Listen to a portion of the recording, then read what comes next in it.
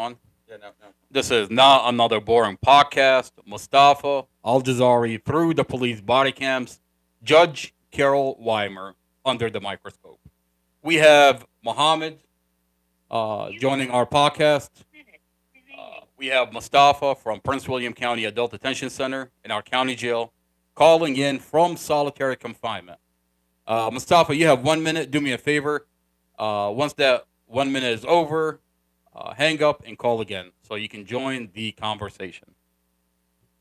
Now, we have just about 15 minutes with Mustafa, just about 15, 20 minutes. Today we had a beautiful day.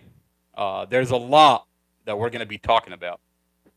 Me and Mohammed, we went over to state police and talked to Lieutenant, what is it, Jason Robinson? Jason Robinson. I think so. Jason Robinson. I want to thank everybody that's here. We're live on TikTok, but we're going to mute it. Um, TikTok is a weak platform. Depends on what you say, they're going to censor it and they're going to close down the live. So we're going to mute it so that way we can comfortably have a conversation. There we go. We're still live. Okay. So today was really interesting. We tell this community that Commonwealth Amy Ashworth is using individuals in this case that you got it. Commonwealth Amy Ashworth is using individuals that on body cams tell you they were not there. But here they are on a body cam painting Mustafa as a monster. And they specifically say Mustafa is a bad person. Mustafa is abusive to his girlfriend. Mustafa is abusive to the kids. But then on body cam, they tell you, we were not there. We didn't see anything. Now, we have an individual, and his name is Glenn Ford. Glenn Ford is Dorothy's ex-boyfriend. Dorothy's jealous ex-boyfriend. Now, we tell this community that Commonwealth Amy Ashworth is using this individual to manufacture a probable cause. She's not using probable cause. She's allowing this individual to manufacture a probable cause. Glenn Ford specifically had criminal charges dismissed because she's using him as the star witness, one of the star witnesses. Now, we have a recording from today when we talked to state police. Now, we took a piece of evidence that Glenn Ford, on a recorded line, is conspiring with another star witness that they were going to kill Mustafa, and can we make it look like an accident? Now, you would assume that if you go to state police, they're going to document that you were there, allow you to file a complaint, and investigate. But because it's Mustafa, and because this is Amy Ashworth's case, they didn't want to document it. Now, I want to play this recording of our conversation with Lieutenant Jason Robinson. And I want this community to tell me, is that a normal reaction? I mean, if you were to have a recording of me saying, I'm going to commit harm, I'm conspiring to commit harm to an individual, that if you had a recording of me conspiring with another individual to commit harm, and you were to go to state police, the first thing they do is they were going to document it. Well, take a complaint and investigate it. Especially if the type of harm you're describing is. What did Glenn Ford say on a recording? What I was going to say is, especially if the person gets involved in a situation that involves the type of harm that you were describing. Glenn Ford on a recorded line said, well, let's play the recorded line. Glenn Ford on a recorded line said that Kylie Clapp came up to him and said, can we kill Mustafa? And can we make it look like an accident? Lieutenant Jason Robinson with state police, I played it for him. He listened to it. And he said, because it's Mustafa, we're not going to investigate it. What do you mean, sir? What do you mean because it's Mustafa? But if it was anybody else, state police will be all over that recording. because it's Mustafa, because it's Glenn Ford, because it's Amy Ashworth's case, they're not going to look into it. Let's listen to what Glenn Ford said, the audio recording that we played for Lieutenant Jason Robinson with State Police. Now, all right, let's listen to the audio.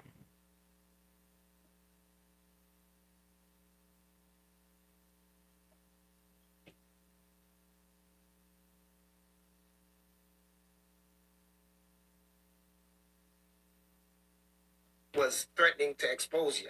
You know, I'll also mention that Yeah. this lieutenant, this first sergeant that was there, he says, why are you guys coming to state police? You know, why are you not going back to Prince William County? Why are you not going to the FBI? We're telling him that through our complaint process, we were advised by a federal agency to go to Virginia State Police headquarters, which we did. We went down to the Richmond headquarters, and after talking to the first sergeant at the Richmond, Virginia headquarters, Yeah. he was very respectful. He understood where we were coming from, listened to the concern, and he says we would never ever turn away a complaint to criminal activity. I mean, the bare minimum is we're going to investigate it. That's the bare minimum. We would never turn away a complaint to a crime that was committed. That's not our job. Okay, we're Virginia State Police. We have jurisdiction over the entire state. And Who is this telling you this? this is First Sergeant Mike Du Bois Okay. out of Richmond, Virginia, the headquarters in Richmond. Yeah.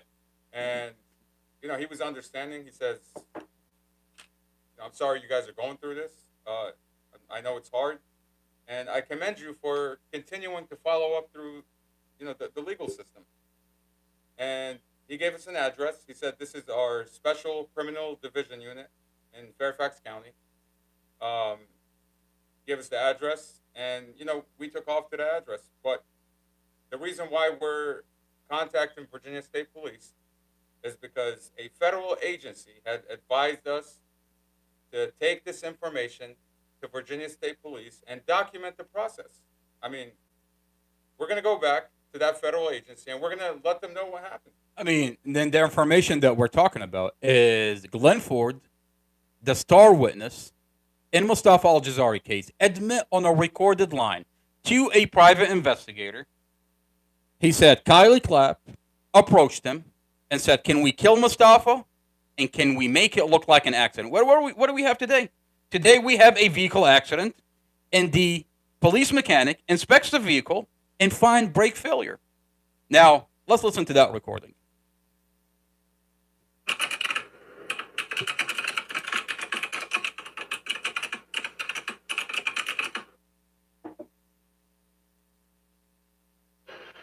Especially the older daughter. And she wanted me to shoot, like, kill him. The older daughter wanted you to kill him? Yeah. Like, where? Like, could you please, like, if I make it look like, so, like, you know what I'm saying? Like, something, it's like self-defense. Would you do it? And I'm like, no.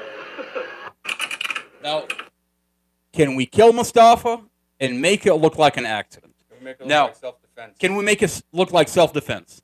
Now, this recording, Lieutenant Jason Robinson with State Police. I mean, if you were to take a recording, I mean, you can try this yourself.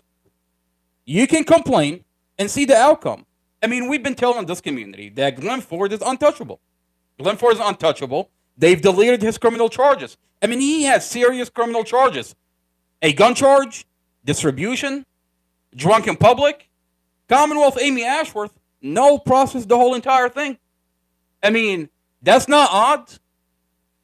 That's not a red flag. I mean, these are And serious take it further. things These are serious charges. that anybody else, I mean, they would get the book thrown at them.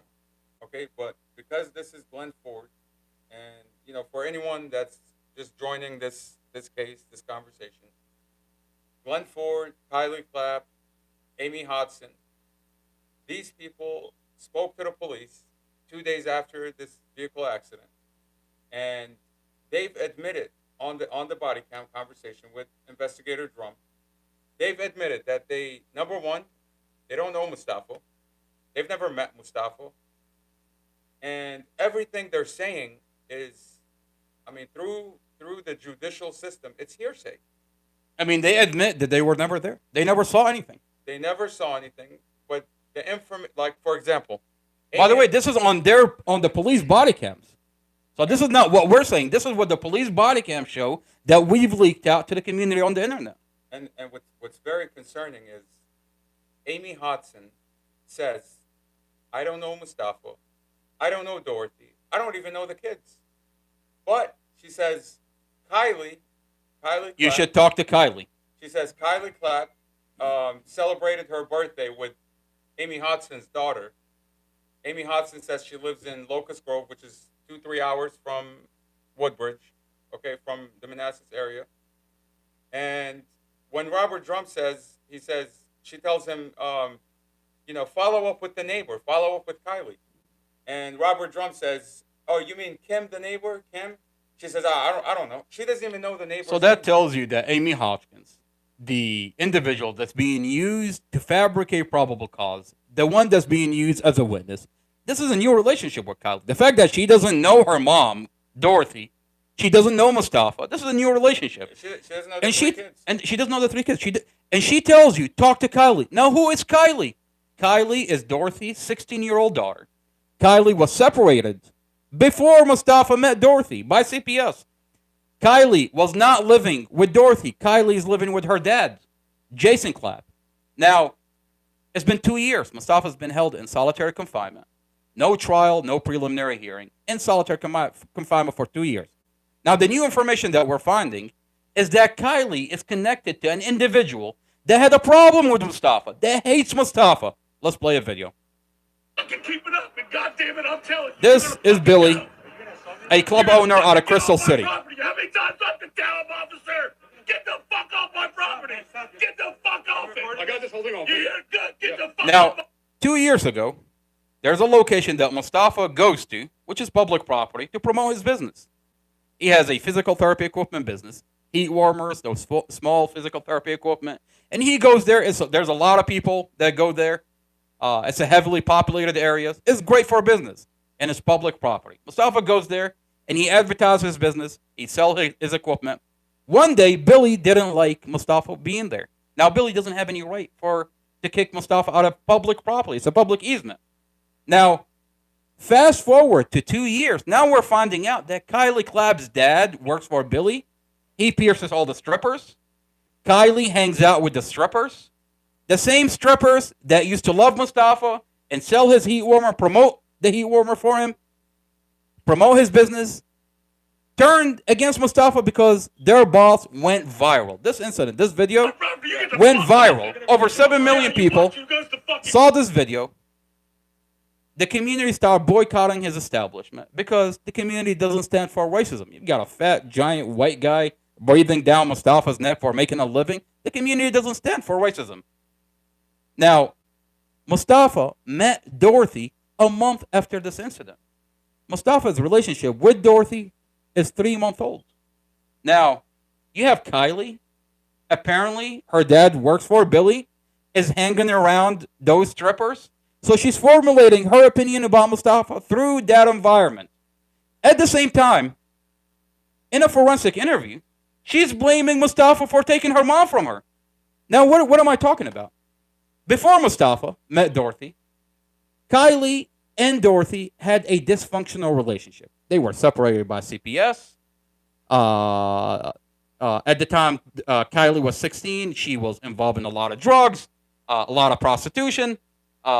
She's living a lifestyle that her mom was not okay with. At one point, she told her, I choose Mustafa over you. When she met Mustafa, she told her. And the girl is upset. In a forensic interview, she says that. She says, Mom chose Mustafa over me. Now, is Kylie upset at Mustafa because of Billy and the environment she's coming from? We don't know. Well, is Kylie upset at Mustafa because her mom, she felt abandoned by her mom? We don't know. But we know that at one point, Kylie came up to Glenn Ford, the jealous ex-boyfriend, and asked him to kill Mustafa. Now, how is it Commonwealth's Amy Ashworth is using Kylie as a witness to Mustafa's character. And Mustafa and Glenn Ford. She's using Glenn Ford and Kylie into Mustafa's character, into Mustafa's relationship with her mom, with the kids. Kylie never lived at the apartment. Kylie has a motive to hate Mustafa. She solicited to kill Mustafa on a recorded line. Now, you take that information to state police, and they say, take it back to Prince William County. It's Mustafa. We're not going to touch it. I mean, is Glenn Ford that untouchable? well, the other thing I wanted to mention about Kylie is the forensic psychologist that was interviewing her. Yeah. She asks her, she says, "Why are you here today?" Yep. Her response is, "My dad made me come." The same dad that works for Billy, the club owner that hates Mustafa for going viral and the community boycotting him a month before he met her mom. Let's play that portion from the forensic interview. So what is it that brought you here? Like, why are you here to talk to me today?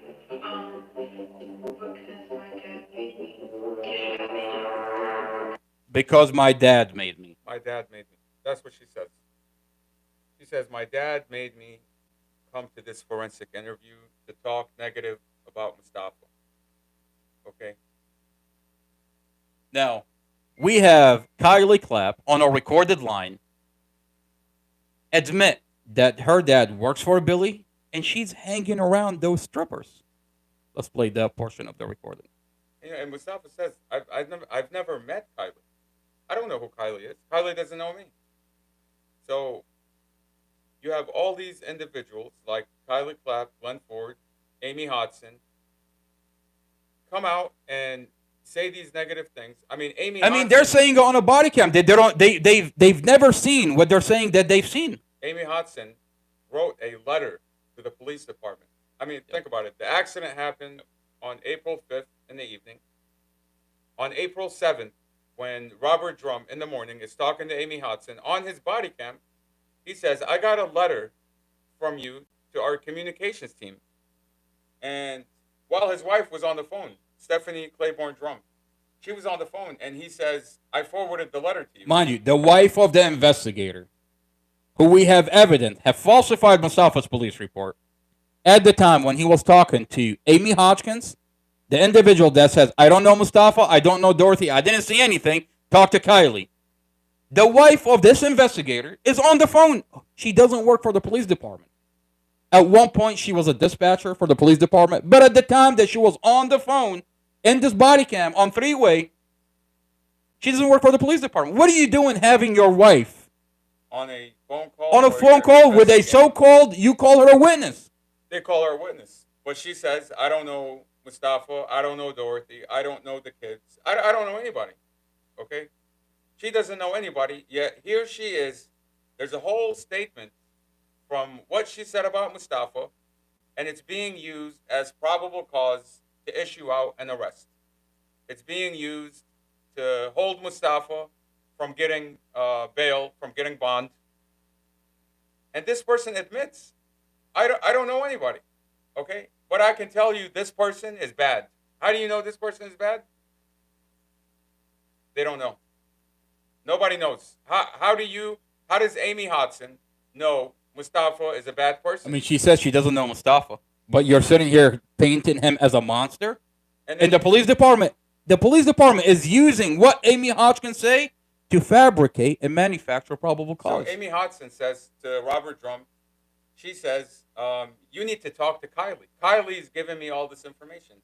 And when we look at Kylie, the forensic investigator is asking her, "Why are you here?" She says, "My dad made me come here." The same dad that she's on a recorded line saying that he works for Billy and she hangs out with those strippers that hates Mustafa after their boss went viral. Now, before I play this audio, I want to thank Mustafa for being here. Mustafa, thank you for being on this podcast. This is not another boring podcast. Mustafa Al-Jazari is calling from Prince William County, Adult Detention Center in our county. We have our beautiful mother on the line on three-way. We're going to ask Ma to mute herself so we can talk to Mustafa. Gotta go. Mustafa, hello. Hey, hello.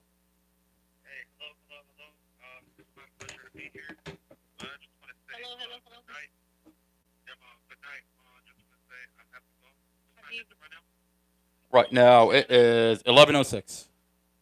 I have to leave in like the next 2 minutes. I love you, man. I love you, man. I love you. I love you. Mustafa, do you have anything to say about just your thoughts and opinions about what's going on so far with your case? Okay, so I just want to say that they falsified the police report. Robert Trump falsified the police report with his comrades, Chad Mason. You have Amy Hobson concealing her identity. She wants to be called Christine Alpazai, who has been writing me love letters here, claiming to be my advocate and claiming that Kylie knows this, Kylie knows that. But it seems that they have all of these motives. When Kylie goes to Glenn Ford seeking to kill me, that is very, very disturbing. And for Glenn Ford to say he wakes up and they're doing mushrooms and all types of hard drugs, and he wakes up with Kylie Clapp, who is 16 at the time, waking up in this 40-year-old man's bed, that is disgusting. This is a disturbing and disgusting case. I got into a car accident. I lost my loved ones. Dorothy and Empress, these are females. Just like my mom, my sister, like that I would look out for. And I have a niece that I would look out for. You're telling me they're charging me with murder and you have all of this corruption going on? We have hardcore evidence to contradict everything that they're claiming against me. I've been sitting in solitary confinement for the past 2 years. They covered up my window. They attempted to murder me here, but I'm still alive and I'm breathing. They beat me up so bad in here to the point where I literally blacked out. I thought I died in here. We have a recorded line on a recorded line to a private investigator. Glenn Ford admit that he wakes up, he does hardcore drugs with 16-year-old Kylie. At the time, she was 16. Today, she's 18. I know she likes to hide behind saying she's a minor. She's not a minor. On a recorded line, Glenn Ford says he wakes up with her in his bed. At the time when she was 16. This guy is a pedophile. This guy is on a recorded line saying that he forces an 8-year-old and 9-year-old to shower, and he's working so hard. He's like, I'm not looking at the kids. You're talking about a 9, a 10-year-old. You're forcing kids to shower. You're a pedophile. I've got you on a recorded line. Admit to a private investigator. I've got that. There's an audio floating around. Now, Commonwealth Amy Ashworth is using this individual who conspired to kill Mustafa with Kylie, who's connected to the club owner. Now, that's on. I love you, Mustafa. You take care of yourself, and you've got a giant voice out here. Take care, Mustafa. Take care. I love you, man. Listen, I can I love tell you right now that you can rest assured that we are going to go through these body cams. We're going to dissect this case, and we're going to make sure we identify every lie that this county has put forward. I appreciate it. Yellow box number. I love you, man. You take care. I love you. السلام حبيبي تصبح على خير جود نايت حياتي حبيبي مع السلامة الله وياك يا روحي مع السلامة إن شاء الله حبيبي مع السلامة كل مدريك مع السلامة جود نايت ماما. Thank you for using Global No. Telling. I think it's relevant to play what the news is talking about in this case. You know, And let's do a quick recap on Mustafa's case for anybody that's listening, for anyone that just joined. Mustafa Al-Jazari was involved in a tragic car accident on April 5th, 2023. And I'm going to have you, if I can ask you to come closer so that way the camera is capturing you on the camera. By the way, this is a beautiful podcast. We're going to slow down the conversation. There's a lot of details in this case. And I know the Commonwealth attorney liked to troll the conversation. She sealed every piece of information. And she's letting out, after a year, a whole entire year, only 5 seconds of a chopped up dash camera to troll the conversation. We have the sealed dash camera. That shows the whole entire thing is a vehicle accident. The Commonwealth attorney is terrified that the community is watching this dash camera and they get to see that this is a vehicle accident that's turned into a murder using individuals like Glenn Ford, Kylie Clapp, to fabricate probable cause. Individuals that tell you, we were not there, we didn't see anything. And on that note, Muhammad, if I can bring you closer, so that way the camera is right in front of you. So Mustafa Al-Jazari was involved in a tragic car accident on April 5th, 2023. Sadly, his girlfriend and her 5-year-old did not make it in that accident. And at the time, Mustafa was helicoptered to Fairfax Hospital from Dumfries, where the accident occurred. No, Mustafa was in a coma. We have medical records. We have medical record that he lost consciousness for 30 minutes. Now we have a paramedic on scene that said Mustafa is in a concussion. He doesn't know where he's at. He thinks it's 2022 and Obama's the president. We have those body cams. Mustafa was helicoptered. He was in a coma. I'll say this. This is way off, but today when we were talking to the first sergeant, he said when you told him that Mustafa was in the hospital being interrogated, he was telling you that it's not easy for law enforcement to tell someone that they just lost loved ones, especially in Makes sense. Makes especially sense. in a They car have to accident. break down the news to you. You have to slow it down. Yeah. You told him that for 3 or 4 hours that they were telling him your family's okay, they're being taken care of, and at the same time when they're outside of that hospital room, they're talking about Dorothy. They know she's deceased. They know that, and they're talking. But the whole about time it. they're telling him your family's okay, your family's good to go. We're taking care of them. They're good to go. That's on body cam. That's what they tell him for hours, okay? And maybe I think minutes before they discharge him, they drop this major bombshell that Mustafa, Dorothy had passed away. She's dead. Those are what's his name? Chad Mason? Chad Mason, Investigator Mason. Those are his words. Yeah. He says. Yeah. He says she's dead. She's been dead. Right? Isn't that what he says? She's been dead. She's been dead 4 hours ago. for 3 hours. Yeah. 3 hours ago, she's been dead. Yeah. So what are you Okay. doing telling Mustafa your family's okay for 4 hours? Now, the But the whole time he's interrogating Mustafa. state police today was Yeah. telling you that this is the hardest job in law enforcement. Mhm. Is when you break down the news that you tell somebody you just lost a family member, okay, especially in a car accident. He says it's not easy, to tell somebody that they lost a loved one. You have to slowly tell them, in a strategic way, so that it doesn't affect their health because they're trying to recover. And when you tell him that Mustafa was injected with fentanyl, he says He said that's for the pain. that's for the pain. And Yeah. then he said, well, he says, I find it odd that he would be interrogated while under fentanyl. That's Well, I told him, he said, that's for the pain. I told him, First Sergeant, Mustafa was interrogated while under fentanyl. while under fentanyl. And then he says, that's odd. To him, that was odd. To him, that was And odd. he said that's usually what happened is the police officer, wouldn't interrogate you. They would never They would question they would someone. never question you being under 50 mcg of fentanyl. Now I told First Sergeant, would this surprise you to find out for 2 years? We had no one has brought up the idea. Mustafa went through one bond, through another bond, the whole entire time. It never came up, and no one talked about that Mustafa was injected by 50 mcg by the paramedic.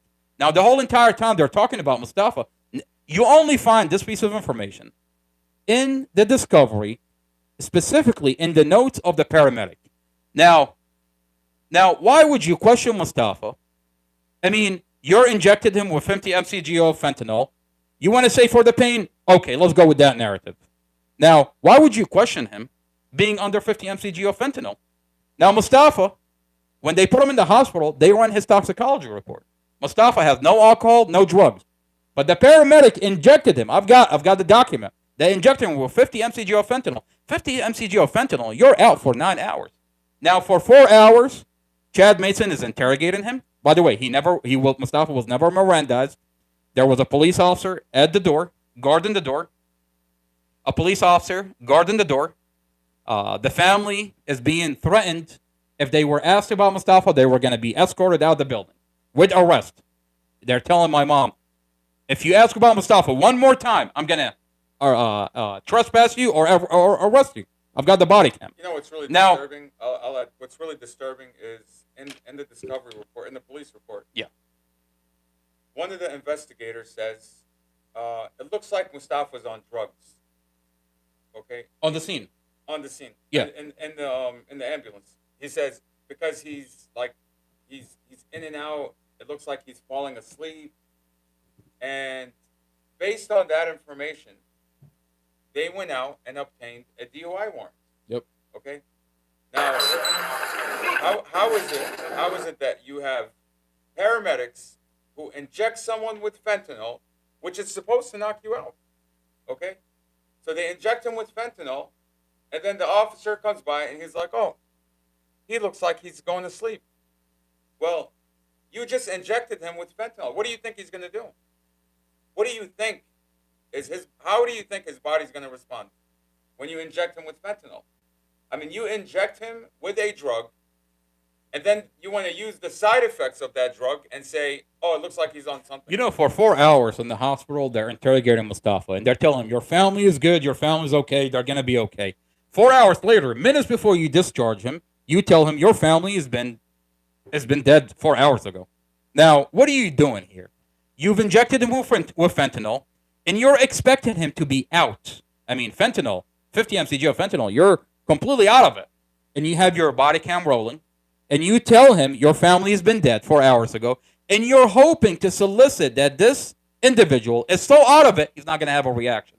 Now, the minute you have a reaction, Mustafa is crying, Mustafa is broken, Mustafa, all he's doing is asking for his family. Where's my girlfriend? Where's 5-year-old Empress? Why were you telling me? When he's breaking down and crying, what did they do? That body cam that's rolling is no longer, it's sealed. They sealed off the body cam. They sealed it off from the jury. And what Chad Mason did, he falsified Mustafa police report, and he said Mustafa had no reaction and did not care about his family. Now, First Sergeant with State Police, when you tell me that they've injected him with fentanyl for the pain, why did they interrogate Mustafa? Why did they falsify his reaction? Were they trying to get a reaction that he didn't care because he's knocked out from the fentanyl, that he's not going to have a reaction, so you can give it to the Commonwealth attorney and be like, well, he did not care about his family. And Here's a body cam. And the minute he cares, you're going to seal off that body cam and you're going to falsify those statements. You're going to falsify the situation. I mean, what is the jury looking at right now? I mean, you've got they falsified that scene. I mean, They said Mustafa did not care. Okay, out of 841 pages of discovery, you don't find anywhere that not even in the hospital record that Mustafa was injected with fentanyl on that ambulance. You don't find that anywhere but one sheet of paper from the paramedic notes. Out of 841 pages, you don't find that Mustafa was injected with fentanyl except for that one page where the paramedic says they gave him 50 mcgs of fentanyl. I mean, it's been 2 years. No one talks about Mustafa getting injected with fentanyl. No one said anything. We had to find that on our own. Now, if that's not disturbing, I don't know what disturbing is. I mean, even the first sergeant said today, it has to be documented into the hospital notes. It's not in the hospital notes. Not only that, he said police would never question someone that was. It's illegal to question you when you just came out of a concussion, when you just came out of a coma, not alone when they injected you with 50 mcg of fentanyl. I mean, we have Chad Mason all over the body cam interrogating Mustafa. Along with the nurse. Along with the nurse. The nurse is identifying herself as law enforcement. Yep. And she catches herself. She says, we have a warrant. And then right away, she takes a step back and corrects it immediately. She says, they have a warrant. But she said, we have a warrant. I think that tells you the the state of mind that she was in. She's under the state of mind of interrogating this man to get some kind of response. That, I mean, the fact that they held him for that long at the hospital is telling you that This is Mustafa. they were trying to get a response, and because they didn't get it, they didn't get what they were looking for, so they falsified the report to say he had no reaction. They don't put in that he was injected with any drugs, okay? And they don't even put in that Mustafa was asking about his family the entire time. The whole entire time, Mustafa, all he's doing is asking for a 5-year-old Empress and Dorothy. The moment, Where's my family? Where's my family? Where's my... And they tell him, oh, it's good. We're taking care of them. They're going to be okay. the moment he gets out of the helicopter and he's in the intake center of the hospital, he's asking about Dorothy, Empress, and he's also asking about the other driver. He says, was everybody okay in the other car? And Officer Surdam tells him they're fine, they're being taken care of, don't worry about it. And at the same time, you hear Officer Surdam with other officers talking about this chick is dead. Mm-hmm. I mean, that's how they refer to her. The chick is dead. Let's watch the body cam with Officer Surdam when he's telling him your family's okay.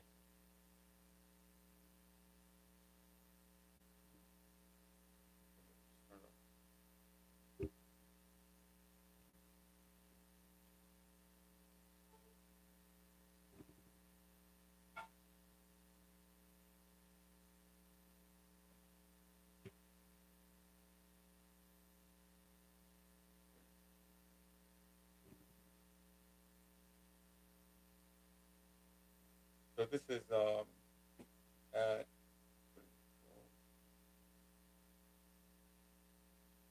8:08 p.m.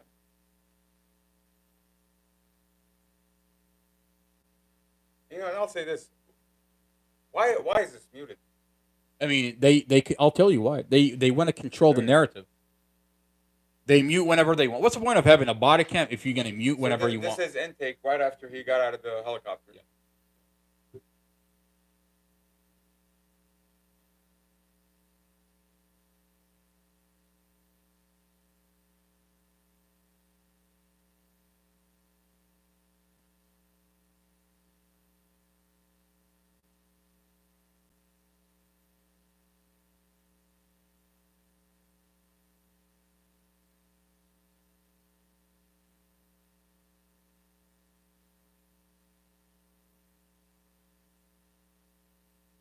And you see his hands on his body cam, but he hasn't turned on the He doesn't audio. want to turn it on. He doesn't want to turn on the audio.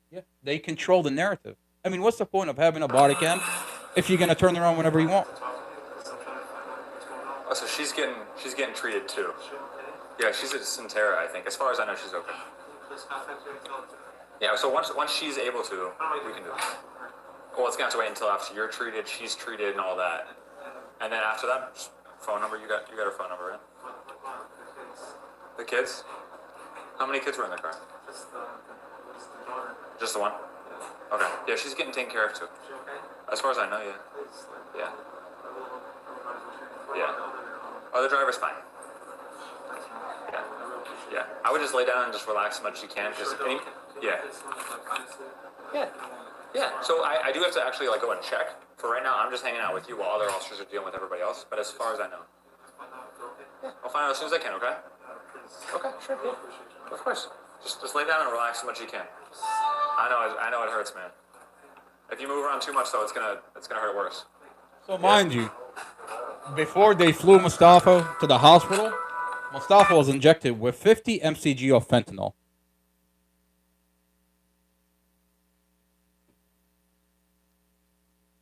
This is at 9:27. It's almost 1 hour. Almost an hour later. This is the nurse that identifies herself as law enforcement before she catches herself.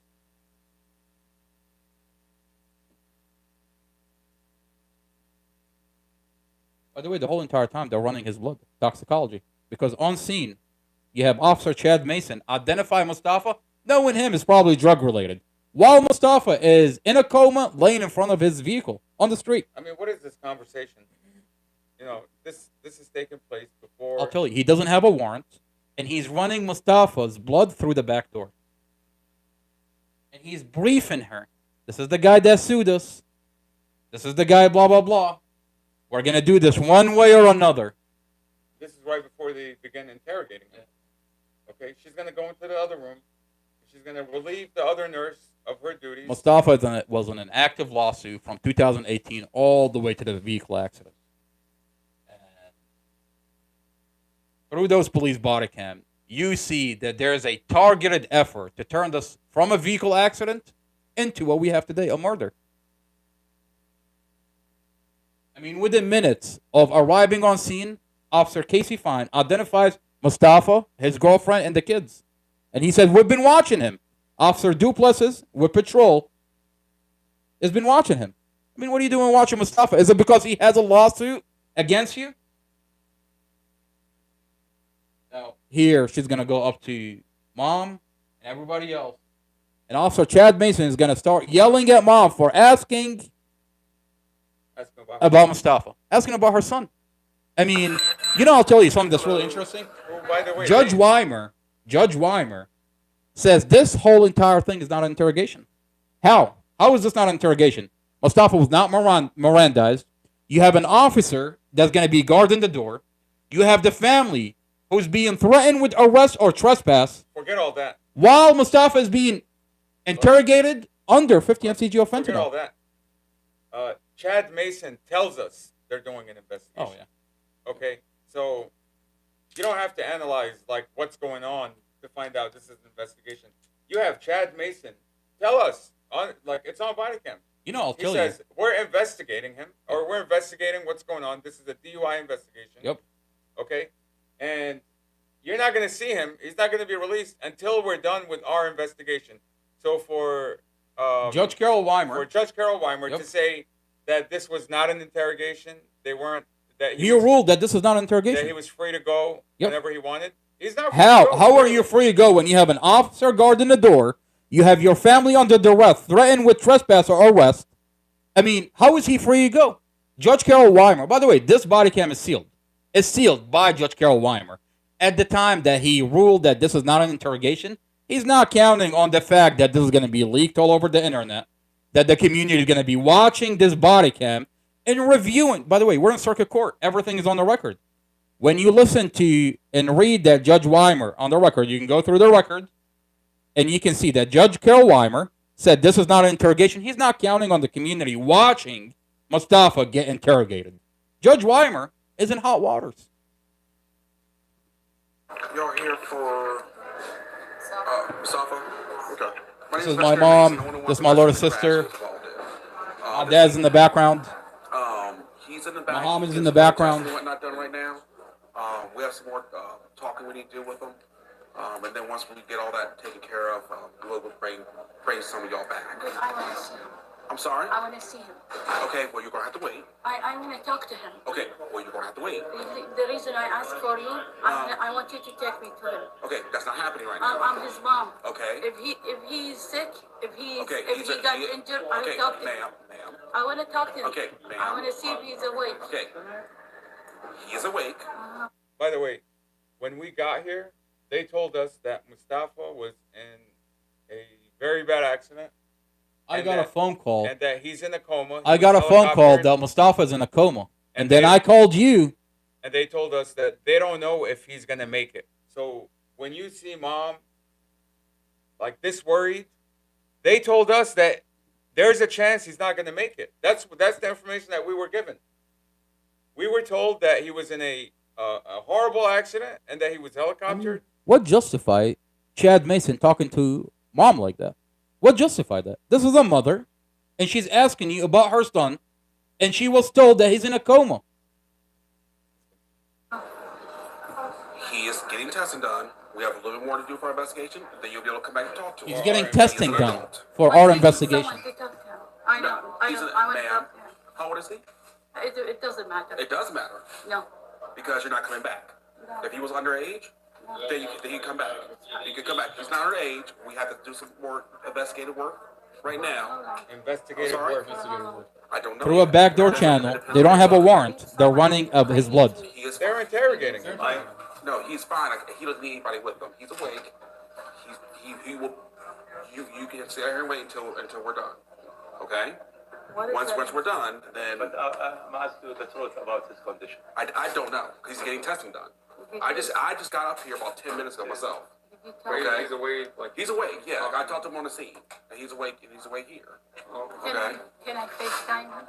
No, It's okay, FaceTime you. ma'am, you're going to have to wait. Okay. Be happy. Your son is awake. Be happy that your son is awake. What does that mean? Okay? What does that mean? Be happy that your son is awake. Listen. Better than the other people that were in his car. He's already deemed Mustafa guilty. Be happy that your son, Is awake. he's categorizing Mustafa as a monster. Be happy that your monster of a son is alive. I mean, it sounds like he's not happy that Mustafa's awake. I mean, he's already blaming Mustafa. Why are you blaming Mustafa? I mean, you're on the scene earlier saying this is a vehicle accident. I've got the body cam where he said Mustafa did everything he can to avoid the vehicle accident. Forget. All these are his skid marks. Mustafa cleared it to the other side and the SUV turned into him. We're going to play that body cam. Forget that this is a Mustafa. But only after Casey Fine identifies Mustafa Look, and paints him, knowing him is probably drug related. Why? Because Mustafa has an active lawsuit against you? forget that this is Mustafa. Is this how Prince William County Police, or police in general, is this how they tell family members about Be happy that your son is alive. that when family members find out their loved ones are involved in a Why is he tragic not happy that accident? Mustafa's alive? Is this how you tell families, like when they show up to the hospital? Is this how you approach all families? You know, this is a I question. mean, wait a minute. I thought First Sergeant with State Police said that it's a very hard job to let someone know that your family is in the condition of. I mean, where is that? Where's the compassion? Where there is no compassion. He's interrogating Mustafa. He specifically wants him to sit there under 50 mcg of fentanyl, and then after 4 hours, he wants to tell him your family's been dead 4 hours ago, hoping that the fentanyl kicked in, that Mustafa's not going to have a reaction. So he can record that body cam to the prosecutor and say, look, he doesn't care. He doesn't care about his family. And the minute that you have a body cam where Mustafa cares about his family and is crying and broken, they seal off that body cam. And they falsified the situation. He said Mustafa did not have a reaction, did not care about his family. By the way, you look at the time, right? At this point in time, you see the anger coming out of Chad Mason. For anyone to say, well, you know, he's responsible for this accident. They're accusing him of this. They're accusing him of that. But you got to look at the time here, okay? At this point in time, they have not scanned the road. They have not looked at the dash camera. They have not interviewed any witnesses, okay? They don't know anything here. I mean, for all they know, this was a car accident, okay? And Mustafa is a survivor of this car What do you accident. mean? On scene, they're admitting this is a vehicle accident. Exactly On what- scene. I mean, But what I'm saying is, they haven't fully investigated it. they have not fully Yeah, investigated. exactly. They haven't even partially investigated But this. the only reason they're coming to that conclusion is because they've identified, oh, it's Mustafa. This is the guy that's suing us. I mean, what did Officer Casey Fine say when he got on scene? We're going to come back. We're going to watch this body cam. But it's a very disturbing body cam. When you have someone laying on the ground in a coma in front of his vehicle, and then Casey Fine is laughing And I think and says, I think at this knowing point- him is probably drug related. Oh, it's Mustafa. We've been watching him through Officer Duplessis with patrol. But I think at this point they've already taken his blood and course. ran it. Of course. And it sounds like Chad He's Mason not happy. is not happy with the results. Of course. Of course. He's not happy that Mustafa's blood is clear because they were under the assumption that Casey finds whatever he told them that it's going to come back positive. That's what Casey Fines told them. So now they've drawn his blood, and it's not the results that they were hoping for. They were hoping for a DUI so that they can fully put the blame on him, but his blood came back clear. So now what did they do? Now they're going to plan B. How are they going to frame this man for this accident and turn it into something that it's not? I mean, what did they end up doing? They ended up falsifying his statements on a police report. Investigator Drum talks to Mustafa 2 days after this vehicle accident, 2 days after Mustafa got discharged, and Investigator Drum, in his police report, say that Mustafa told me. We'll get to that later. Okay. Let's go ahead and play this. So I'm gonna need you to work with us. Do we understand? I understand, but you should understand me. He's Ma'am. my son. Okay. No one can stop me from seeing him. Well, right now the hospital can't, because they're not going to let you back there. And I'm not going to let you back there. So you can chill out and wait, or they'll have you removed from the property. Have you removed from the property? You know, for Judge Carol Weimer to say that Mustafa was free to go, that Mustafa's family could have went to see him if they wanted to. He was not being restrained by the police. He was not being held by the police. I mean, this is literally a video that the judge sealed himself. And Chad Mason just told us that you're not going to go see him. The hospital's not going to let you see him, and the police are not going to let you see We're him. running an investigation. Okay, so for Judge Carol Weimer, on the record, to say that Mustafa was free to go, that was a lie. Okay. No one can stop me from seeing him. Well, right now the hospital can't, because they're not going to let you back there. And I'm not going to let you back there. So you can chill out and wait, or they'll have you removed from the property. That's where we're at. Why you are mad? You I'm should not help- mad. You should help me. You I'm should trying to be help. with me. You He's should not. be He's with not. me. He's not mad. He's just angry that Mustafa's blood came back clean. No drugs, no alcohol. He's not mad. Yes, But- you don't do this. You should be with Okay. me. You should be. When you can come back, we'll let you know. should understand Okay. my situation. I understand the situation, By but the you're not way, understanding. Take care. He's angry because he's running off of information. We'll come back to this time. He's coming off this information. This is Officer Casey Fines, who shows up minutes after the vehicle accident. I think the kid. 2.5 hours prior. to 2.5 that. hours before. He said kid is still alive. Okay. Casey Fines shows up laughing. Casey Fines shows up laughing, pointing at Mustafa, knowing him is probably drug related. Let's just play. Related. By the way, this Mustafa right in front of his vehicle, laying in a coma.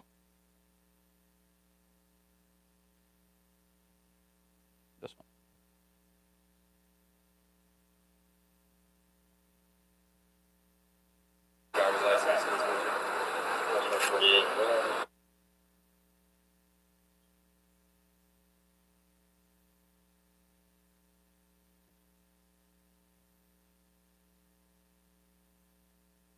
Yep, this is it.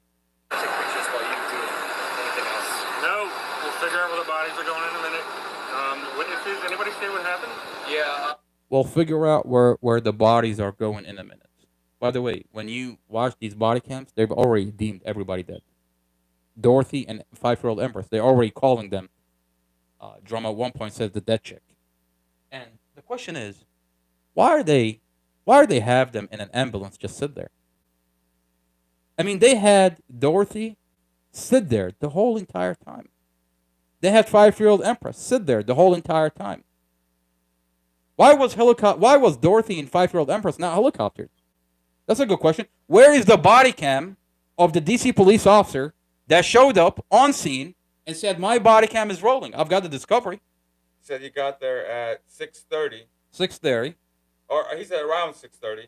We know the accident happened at 6:36. So, and he says he was the first responder, and when he came up, there was already traffic stopped, and when he approached the vehicle, he was the first responder, and he activated his body cam Body cam. because he was still in uniform, Mhm. and that body cam was uploaded to evidence.com. He uploaded to evidence.com. Now, why is that body cam not in evidence.com? Blake says he didn't see it. Why is that body cam not in the discovery? It's not in the discovery. No, It's not in lawyer the has seen discovery. it. No lawyer has seen it. Okay. I can tell you 100% it's not in the discovery. That body cam is uploaded to evidence.com, but Commonwealth Amy Ashworth and Prosecutor Sarah Sammy removed that body cam from the discovery. Now, what are they trying to hide here? Okay, we know that there is neglect on Dorothy. For Dorothy, the paramedic, the police department neglected to helicopter Dorothy and 5-year-old Empress. Now, does it show neglect? Does it show that Mustafa was calling onto Dorothy? Does it show that Dorothy was calling onto Mustafa, hugging Mustafa? Is that why? I mean, why is that body cam not in the discovery? I mean, that's the most crucial body cam in the whole entire case. The body cam is not there. The moment of impact is not there. The audio is not there. The dash camera is cut. I mean, We have evidence that the police department cut this dash camera. I mean, They muted and cut this dash camera. you look at this case, right? You look at this case.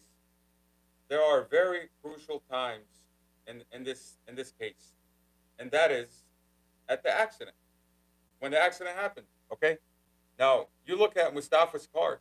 The dash cam is rolling the entire time. Okay, and why is it that the moment that Mustafa is supposed to have a reaction, they say that he has no reaction, but the moment he's supposed to have a reaction is missing. They claim he was arguing, and then miraculously the audio is not there. It doesn't exist. Okay. Now we have evidence in the discovery that the audio is there. I mean, this police department officially says that this audio doesn't exist. In the discovery, Officer Zyman with Prince William County Digital Forensic, Officer Zyman, she said the audio capability is on this dash camera, and the audio is on the SD cards. And there's a visible audio track. Yep. To this camera. Now, the other thing is, And they falsify his statements. Robert Drum says that Dorothy was screaming. How do you know she was screaming if you claim there's no audio? Well, he takes it further, and he said he heard the content of the conversation, and they were talking about courts. How could you hear the content of the conversation on this dash camera, and then you say it doesn't have audio? Mustafa had court, I think 2 days after this car accident. Dorothy took the day off. Dorothy took the day She off was from going to work. go with him. And Robert Drum in a body cam says that they were having a conversation about something about him going to court. That's what he says. So how do you say there was no audio when on body cam you've admitted that you heard the content of what they were discussing? You said in the discovery that she was screaming. You digital forensics admit that there's a visible audio track to this camera. And not only that, but they're accusing Mustafa of being a reckless driver The dash camera shows that he's not a reckless driver. He's not speeding. He's driving normal. Exactly. But in that same conversation, you have Officer Zymus who says, and Robert Drum, who says that on the dash cam they can see videos of Mustafa door dashing the night prior. Why is that not in the discovery? So exactly. I mean, it's on the SD card in the dash camera. So you're gonna accuse Mustafa of recklessly driving, and you're not gonna put that in the discovery? If you're questioning his driving skills, you're questioning his driving behavior. Why do you not include videos of him door dashing? Wouldn't that? I mean, the night before. Instead, they want to ask the 9-year-old and the 10-year-old, how is Mustafa's driving? After you just told them that Mustafa killed your mother. You're talking about a 9, a 10, a 14. You have, on a forensic interview, you have Jaden, the 14-year-old, says the police officer told me that Mustafa ran away from the scene, left my 5-year-old baby sister, and if he hadn't ran away, my 5-year-old sister would have still been alive today. You're talking about a 14-year-old. And in the same interview, he's beating himself up because he said, I trusted Mustafa. Mom always told me trust Mustafa. Now you're telling me that a police officer in a badge and uniform goes up to kids that are 9, 10, and 14, are lying to them. Mustafa was helicoptered. Mustafa was in a coma. We just saw Mustafa. Mustafa was helicoptered to the hospital. Mustafa was in a coma. He was under the custody of the police. And then he was released from the police. He was under the custody of the police. And they released him. So why would police tell these kids that he ran away from They're the weaponizing the kids against him. They're weaponizing the kids against him. And now you're asking the kids how is Mustafa's driving? Why would you ask kids how is Mustafa driving when you literally have it on the dash camera, but you don't want to include it in the discovery? How does that make any sense? And I'll say this. We all know that sometimes police officers have to lie to extract information. But I don't think lying to a child and putting them through even more trauma after losing their mother. I mean, you're talking about child abuse. That's child abuse. At this point, the police department engaged in child abuse. At this point, it's not only child abuse, but you're manufacturing probable cause that would have never been there had you not lied to these kids. I mean, we see from the Google Nest videos that when the police knock on the door at the apartment during the accident, after the accident, the police go to the apartment. When they knock on the door, the first thing the kids do is they turn off the lights. They're scared of the police, and they run up to the camera, calling for Mustafa. The first they don't even ask for their mother. They go to Mustafa first. And you want to tell me that They go these to kids- Mustafa.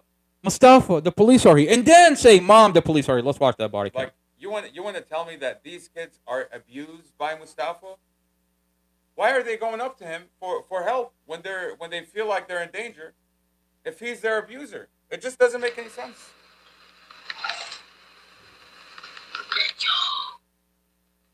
By the way, this is from a Google Nest inside the apartment. There is Google Nest video for days inside the apartment. That shows Mustafa loves his girlfriend, loves the kid, and the kids and Dorothy love him. So, but the police department is terrified that this Google Nest coming out.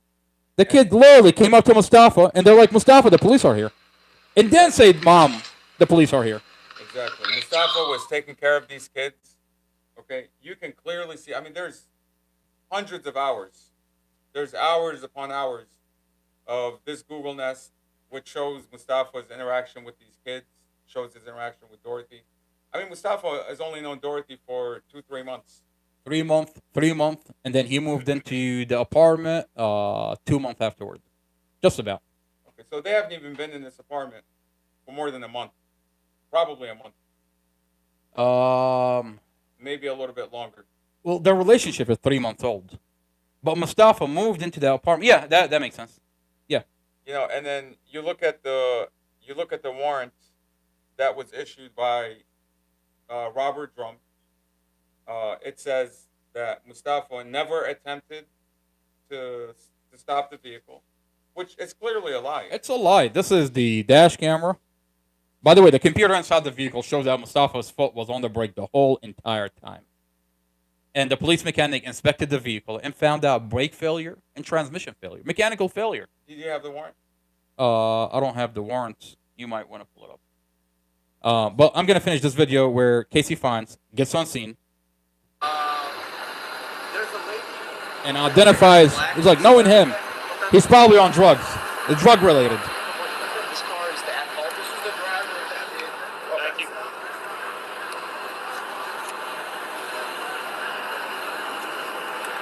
So asphalt so far. Crossed over, whatnot, on the traffic. I'm not 100% sure. Knowing him though, it's probably drug related. And he's laughing. I If mean, that's the case, this is the part. Yeah, go ahead. This is the So- part. Yeah. I'll say this: when you say knowing him, it's drug related.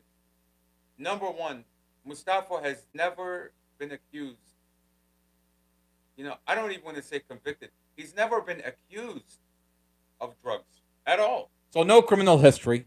Doesn't do drugs. He's never been convicted. But yet you have a police officer painting him to the main investigator, knowing him is probably drug related. Where's the police report? I mean, based on what? Based on what? Well, I'll tell you. Officer Casey Fine says, we've been watching him. Well, why are you watching him? Why are you watching him? If You've been watching him because he has a lawsuit against you. I mean, whenever Mustafa promotes his business and sell his equipment, Mustafa has a physical therapy equipment. So I went with him every time he went anywhere. I would promote my business with him. I have a roadside assistant business. He has a physical therapy equipment business. And we would go to different places and we promote our business and sell the equipment. Now, everywhere we go, we would have a bad interaction with the police. Police would pull him over, harass him for nothing. I've got multiple documentation. At the time, Mustafa was involved, and that's what the lawyer told Mustafa. Prepare yourself. You're suing the biggest gang in America. That's what he told him. Prepare yourself. And that's why Mustafa had a dash camera. Mustafa had a dash camera since He 2018. says every interaction with the police, make sure you document it, okay, and share it with me. This is what the lawyer is telling We're me. not saying every police officer is bad, but Mustafa is in an active lawsuit against the police. And they targeted him. We've documented this. Now, officer gets on scene. You don't have to take my word for it. We'll play the audio recording from the lawyer. This is what the lawyer said that was representing Mustafa at the time during his lawsuit. The lawyer, it's one thing to hear from me. It's another thing when you hear from the lawyer himself. Let's listen to the audio recording. This is Thomas Blovchan. At the time, he was representing Mustafa in his lawsuit. This is a lawsuit that took place in 2018 all the way to the vehicle accident.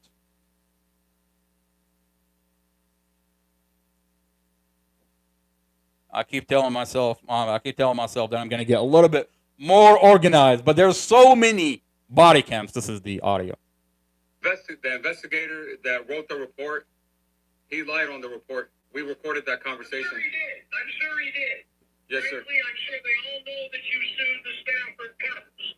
And they beat your brother up because they know that you sued the Stafford cops. I'm sure they all know that you sued the police and they beat your brother inside the jail. Correctional officers, in our effort to bring out Mustafa and what they've done to him with his falsified police reports, correctional officer would enter Mustafa's cell and beat him. And then take it as far as sexually assault Mustafa, deny him medical. Now we have the CCTV video. 2 years ago, they said it never happened. You're looking at a letter that says that my dear counsel, this is to Rachel Adams, Thomas McMillan, William W. Turner, my clients, Mohammed Al-Jazari, Mustafa Al-Jazari, and Bara Al-Jazari, have authorized me to issue a global settlement demand of $600,000, $200,000 per plaintiff, to resolve this matter. This is a settlement offer that was issued to the lawyers that were representing the Stafford County Sheriff's Office. Okay? Now, these lawyers, William Turner, Rachel Adams, Thomas McMillan, it's not surprising that these same lawyers are currently representing Amy Ashworth, the Prince William County Adult Detention Center. Who else is on that? The Sheriff's Office, the Prince William County, and the lawsuit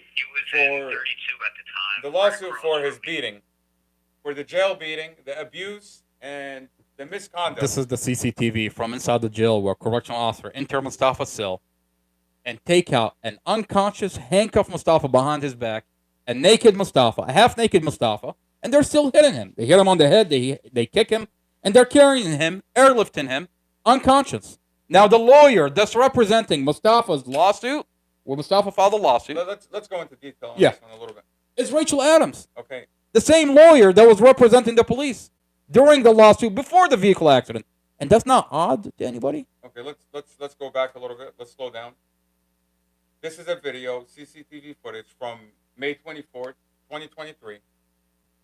This video shows 6 correctional officers go into Mustafa's cell, and he comes out unconscious, naked, and one of the officers is still attacking him, okay, as they drag him down the stairs to another cell where he's fully stripped naked, and then they give him the beating of a lifetime, okay?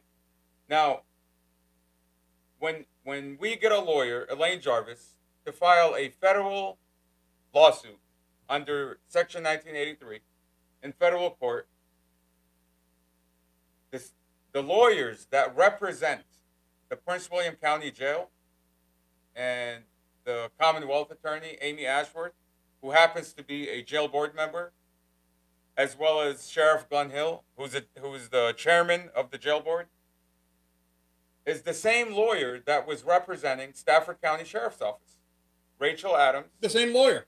William Turner. The same Thomas lawyer. McMillan. The same lawyer that's representing the police department. Now, let me ask you a question. Now, you want to tell me Mustafa is suing the police. And they have a lawyer. I'll stop for a second. People say, why are they doing this to Mustafa? I mean, there are so many prisoners in that jail. Why are they beating him? We're literally outside the jail protesting that an investigator that's been there for 20 years have falsified Mustafa's police report. And we have evidence that they falsified Mustafa's police report. And then this happens. Now, are they trying to silence Mustafa? Are they trying to silence the family? Well, people are telling you why. I mean, why are they doing this to him? Why are they beating him? Why are they falsifying his report?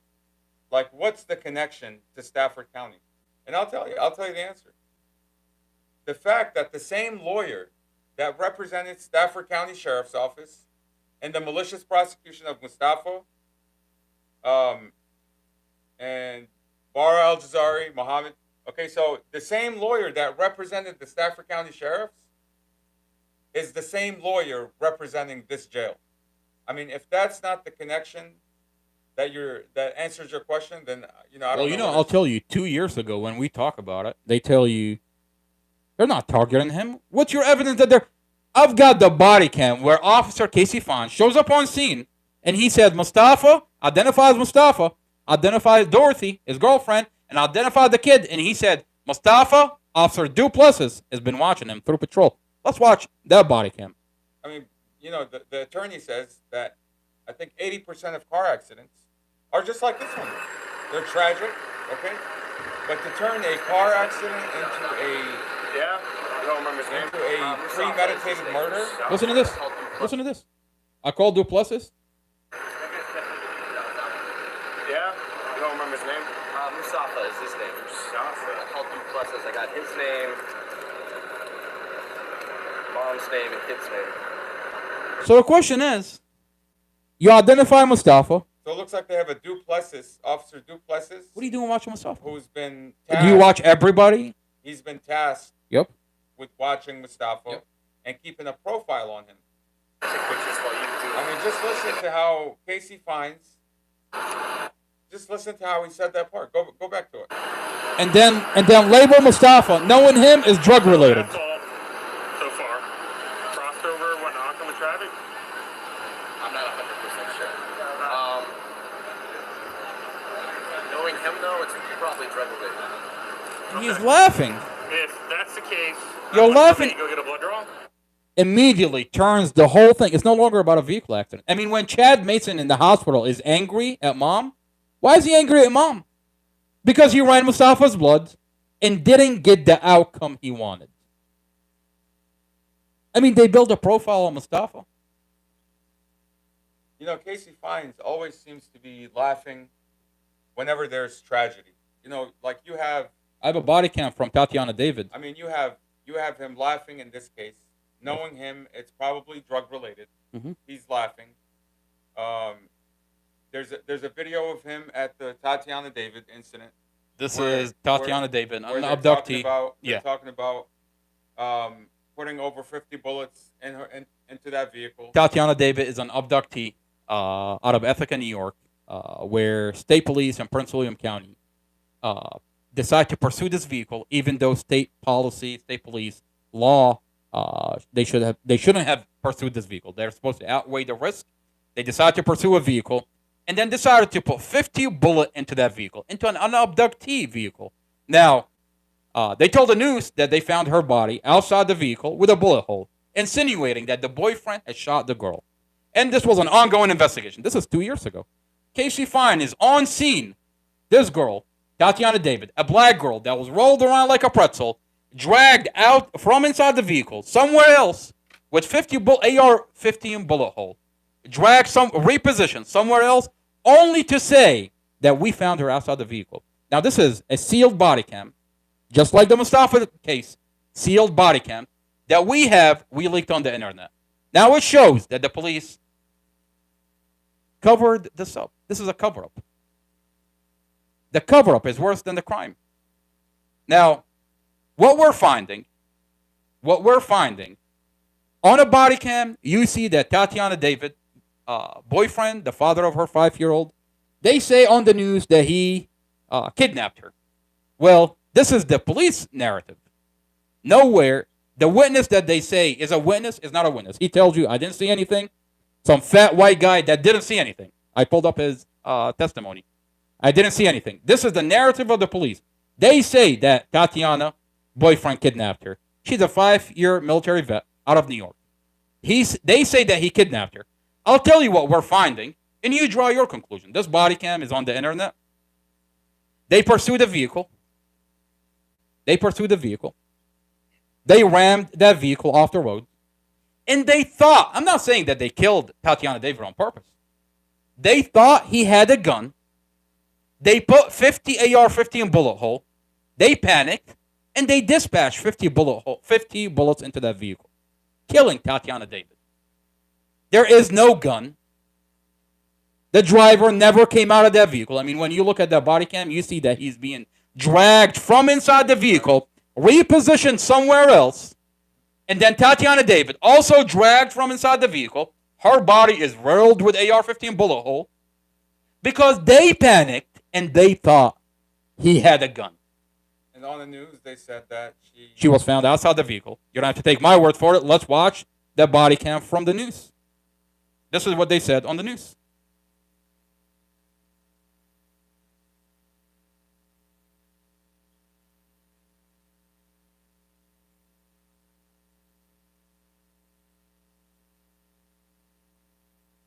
New York State Police said Tatiana David was found dead outside the car with an apparent gunshot wound. She was found dead outside the car. She was found dead outside the car with an apparent gun wound. And they're insinuating to the community that the boyfriend shot her. Because on the news, they're saying that she got caught in the crossfire. Now, body cam show that they're rolling her like a pretzel inside the vehicle. And then drag her. She's already dead. And her body is riddled with AR-15 bullet hole. I mean, we saw that vehicle, how it had so many bullet holes. This is the body cam from Tatiana David. Then you've got Officer Casey Fines. 10 feet away from her body, laughing. He's not, laughing. He's not that. He's like 3 or 5 feet. Yeah. I mean, she's literally right there next to him. Yeah. And he's making hand gestures like she was shot in the head. And he's laughing and joking. And I think at some point, the officer that with the body cam on, like points at his body cam, and you know they all go back to being serious. This is the body cam. They're gonna see a police officer with an AR-15 approach this officer, and he's laughing. I mean, he just killed somebody. Why are you laughing? You've got your AR-15 and you're laughing. I mean, look at that smile. What are you laughing about? I mean, and then you fast forward, you see that when you zoom in, you see them drag the driver, Michael Davis, out of that vehicle. Now, where's the gun? It's been 2 years. No autopsy report and no gun. And then recently, they just pushed Michael Davis' trial a year. They pushed it away a year. Why? Because this video is leaked on the internet. And they want this to just die down a little bit so they can prosecute this man however they want. I mean, the official story is that he kidnapped this 5-year military vet all the way from New York with no witnesses, by the way. They put the brother on TV. The brother is an estranged brother with his sister. He doesn't know anything about his sister. He's literally just going along, repeating what the police is telling him. Sir, your sister is an abductee. All right, she's an abductee. You don't know her, the father of her child. You weren't there. There are no witnesses. Who's to say she's an abductee? And he said that when he came up to Prince William County, he was asking about if there was any video footage. He called Amy Ashworth. Of that night. He called Amy Ashworth, and Amy Ashworth wouldn't tell him anything. She said there is no body cams. She told him there's no videos that exist of that night, of the shooting. There's no videos that exist. That's what he was told. And he said she hung up the phone in his face. She wouldn't tell him anything. And he was questioning why he saw a picture of this, and he said, why is there so many bullets? Why are there so many bullet holes to the backside of the car? I mean, I thought this was an abductee. Why would you put 50 bullets in an abductee vehicle? And they told him that she was caught in the crossfire. Yep, we found her outside the vehicle. She was found dead outside of the car. Michael Davis put a bullet in her. That's what they're telling everybody. That's what they're charging him with. That's what they're charging him. And now his trial is pushed a year into. Why? Because this video has gone around the internet. I mean, here you see her body getting turned around like a pretzel. I thought they said they found her outside the vehicle. I mean, there's bullet holes into the back quarter panel of this SUV. That door is full of AR-15 bullet holes. I mean, the disregard of life. by these police officers. But you know, at one point, you say there's going to be accountability. When you decided to pursue this vehicle, the officers that made a call to pursue the vehicle, they're going to be held accountable because you're supposed to outweigh the risk. State policy, state law policy, state police policy. You're supposed to outweigh the risk. They disregarded this black girl's life. They pursued the vehicle. And then went as far as put 50 bullet hole, AR-15 bullet hole. Where is the disregard for life? I thought this was an abductee. Now I'll tell you. And then they laugh about it. They laughed about it. I mean, this seems to be, There is no gun. Listen to what I'm telling you. I'm not saying they did it on purpose, but in panic, they put 50 bullets into this vehicle. And now there is no gun. They thought there is a gun. But at what point is there accountability? At what point someone in the state police, Commonwealth Amy Ashworth, Chief of Police Prince William County, is going to say, okay, my officers messed up. I'm going to hold them accountable. Instead, Commonwealth Amy Ashworth goes to a judge and seal off the body cam. The same way she's doing to Mustafa Al-Jazari case. I mean, this seems to be a common practice in Prince William County. Anytime you have police misconduct, I mean, here, Casey Fine is laughing. Anytime you have police misconduct, I mean, he's comfortable. Why do you think he's laughing? I mean, why do you think he's laughing? He's comfortable because he's got a Commonwealth attorney that's going to seal off the body cams. And that's the same thing. That's the same thing they did with Juan Campos. Juan Campos, an 18-year-old, 9 days into his incarceration. This happened a year ago. I mean, they wouldn't release. A year ago. Initially. 9 days, he was found unresponsive in a cell with the mothers that says, my son's face is bashed in from a beating. And they said they would not release the body cam, the FOIA request for the body cams because his arrest. Because this was an ongoing investigation. Well, it's not an ongoing investigation anymore. At some point, the medical examiner ruled out that he had a heart attack. How do you have a heart attack when your face is bashed in from a beating? And they closed out the case. Testimonies are coming from inmates that we have on a recorded line are saying that correctional officer Eric Lindsay went into that cell and he came out, and Juan Campos was the next day found unresponsive. So literally a day before his court date. So before you take him to court. So after they closed out the case, we went back and we requested another FOIA request because initially they said this was an ongoing investigation. We were asking that this young man did not have a mugshot, and inmates were saying that the moment he came into the jail, Was in solitary confinement with a covered window. What's an 18-year-old doing? He had injuries to his face, blood, broken nose, and he was calling for help. Bruising around. He was calling for help. This 18-year-old was calling for help. And then correctional officer Eric Lindsay goes into a cell, and the next day he is found unresponsive. And the mom says her son's face is bashed in from a beating. Okay, and when you ask around who was the investigating officer for this case, it's Scott DeLong. S.D. Long. S.D. Long, Scott DeLong with Prince William County. Okay, he's the one that basically buried this thing. I mean, is he not the same correctional officer that inmates was saying that he was laughing with correctional officer Eric Lindsay and other correctional officer while Juan Campos' body is just laying on the floor, and then finally put him on a stretcher? Not a stretcher. Have you seen those Home Depot carts? On a cart. And while his head on a dolly, and then his head just bumps into the desk as of. Now, I mean, let's look at Scott DeLong for a little bit. You know, when I was going through Mustafa's discovery, there's a dark, like, note. I don't know if you've seen it with a black background. I've seen it. This is Scott DeLong's narrative. I'm the one that gave it to you. It's Scott DeLong. Look at this guy. He's asking me if I've seen it. Yeah. It's his narrative as to what happened with Mustafa Al-Jazari, and the video of where you see correctional officers walking up the steps, and then they go into his cell for about a minute and a half, and he's carried out unconscious. Okay, Scott DeLong is narrating this video, and he says that the video is insignificant. Insignificant. I think that's how he of an inmate that gets carried unconscious. Do you have that note? I don't have it in front of me, but I have it.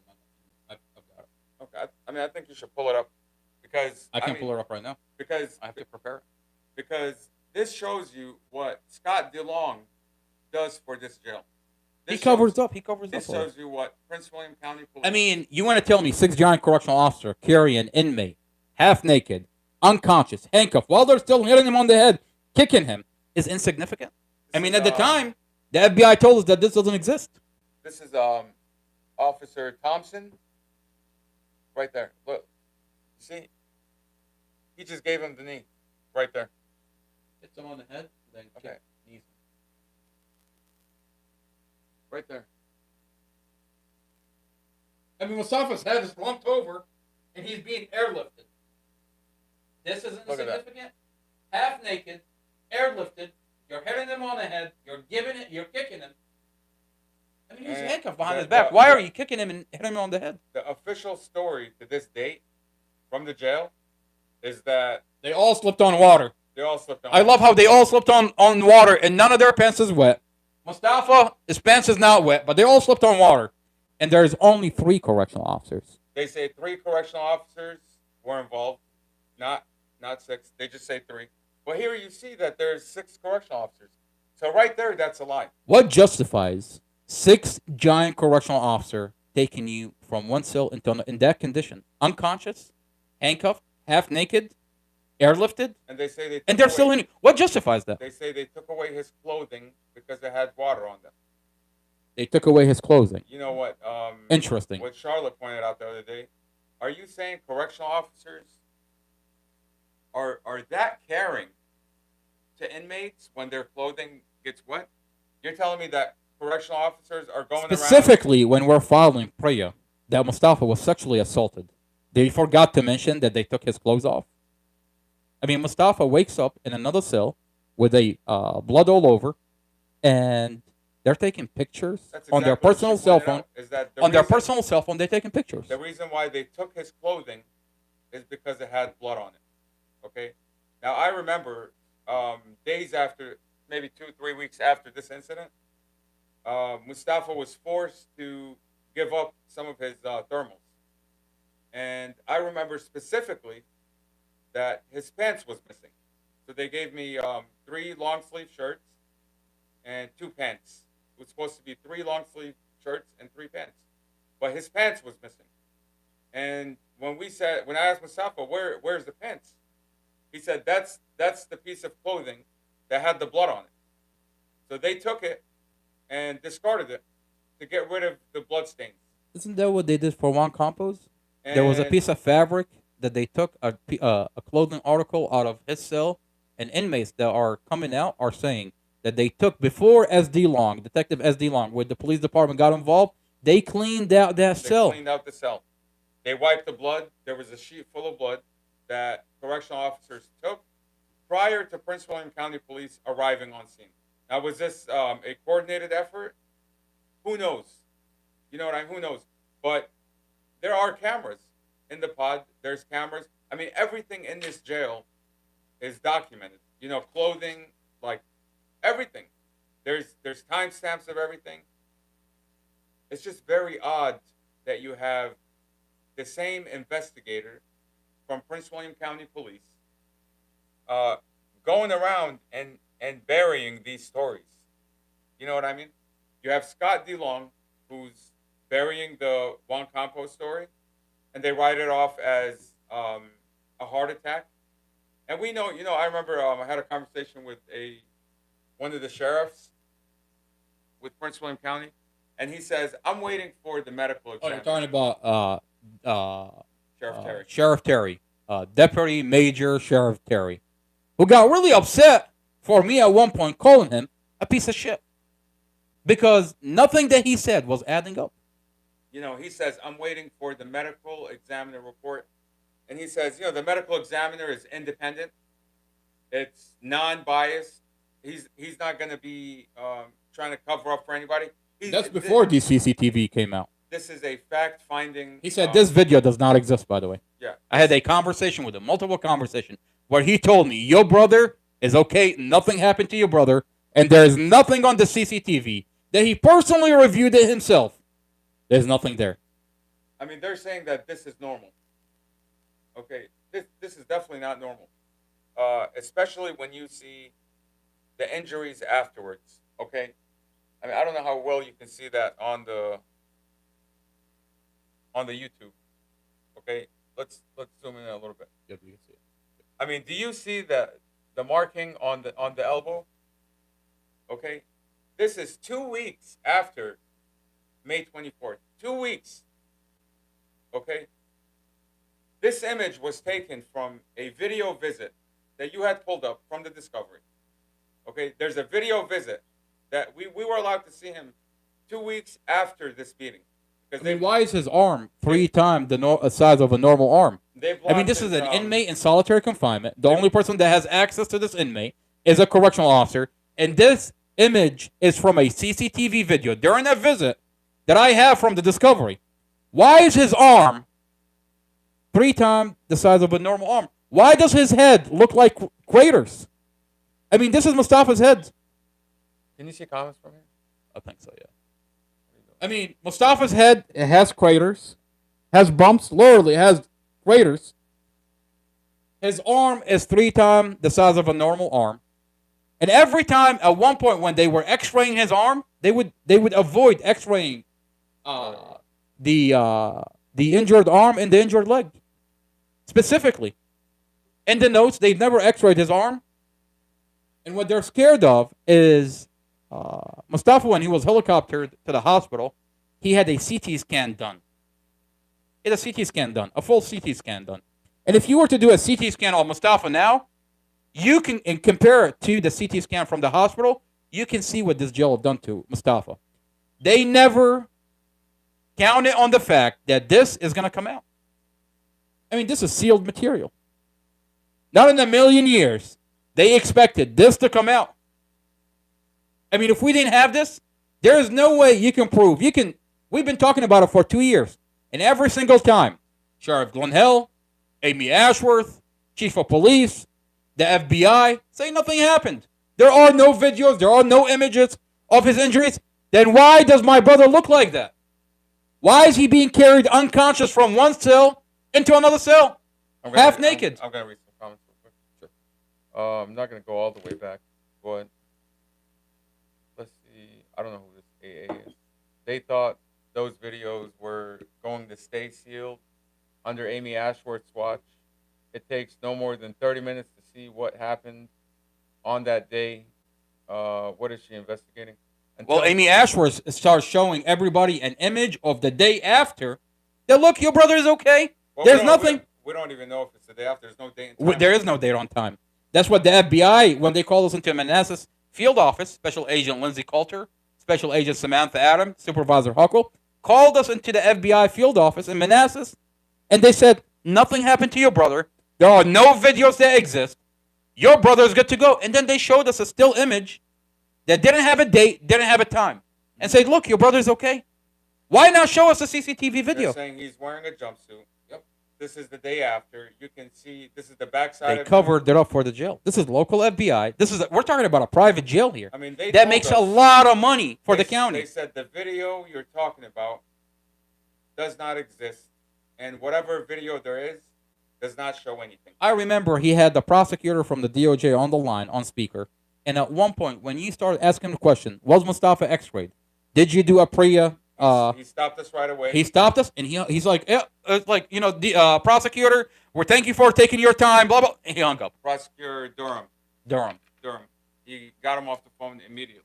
Where is Prosecutor Durham with the Department of Justice, now that we have those CCTV videos, that Mustafa is being carried unconscious, half naked, handcuffed, airlifted, while they're still hitting him on the head? Did the DOJ listen to the notes from the FBI agents? I mean, and they just closed out the case without looking at the CCTV videos? I mean, they got on the case so fast as soon as we contacted DOJ. And if I didn't think any better, local FBI showed up to cover up for this jail and say, oh, nothing is going on. And they closed out the case. You remember at the time we were talking to Julie Carey at Starbucks? Yeah. In Springfield, I think? I have the whole thing recorded. Okay, so we were talking to Julie Carey from MSNBC, right? NBC4, whatever NBC channel she's on. we were talking to her at Starbucks, and I said, you told her that, well, we've already been contacted by the FBI. She said the FBI, they never get on a case that fast. And they're coming out to visit with Mustafa next week. That's what you told her. Mhm. And she said, wow, that quick? She's like, when did you file? I'm like, maybe 3-4 weeks ago. She says, I mean, that's unheard of for the FBI to respond that fast on the case.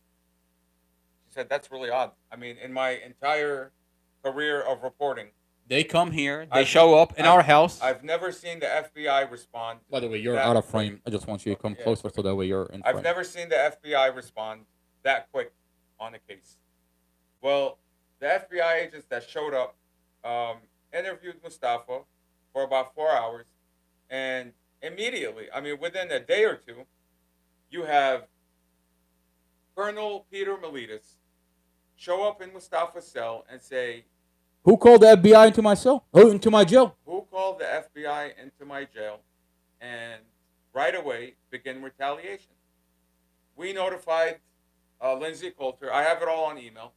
I notified her that Mustafa is being retaliated against by them covering his window. Immediately. Immediately. They after the FBI got involved, they covered his window. They covered his window. I mean, why cover his window? I mean, let's stop right here. Why cover his window after the FBI got They involved? took away his commissary, and they took away his phone call privileges. At the time, I had Mustafa feed me information from inside D-Pod about other inmates that were abused the same way he was abused. The FBI gets involved. Mustafa's window gets covered. No longer that he can see into what the correctional officer were doing to the other inmates.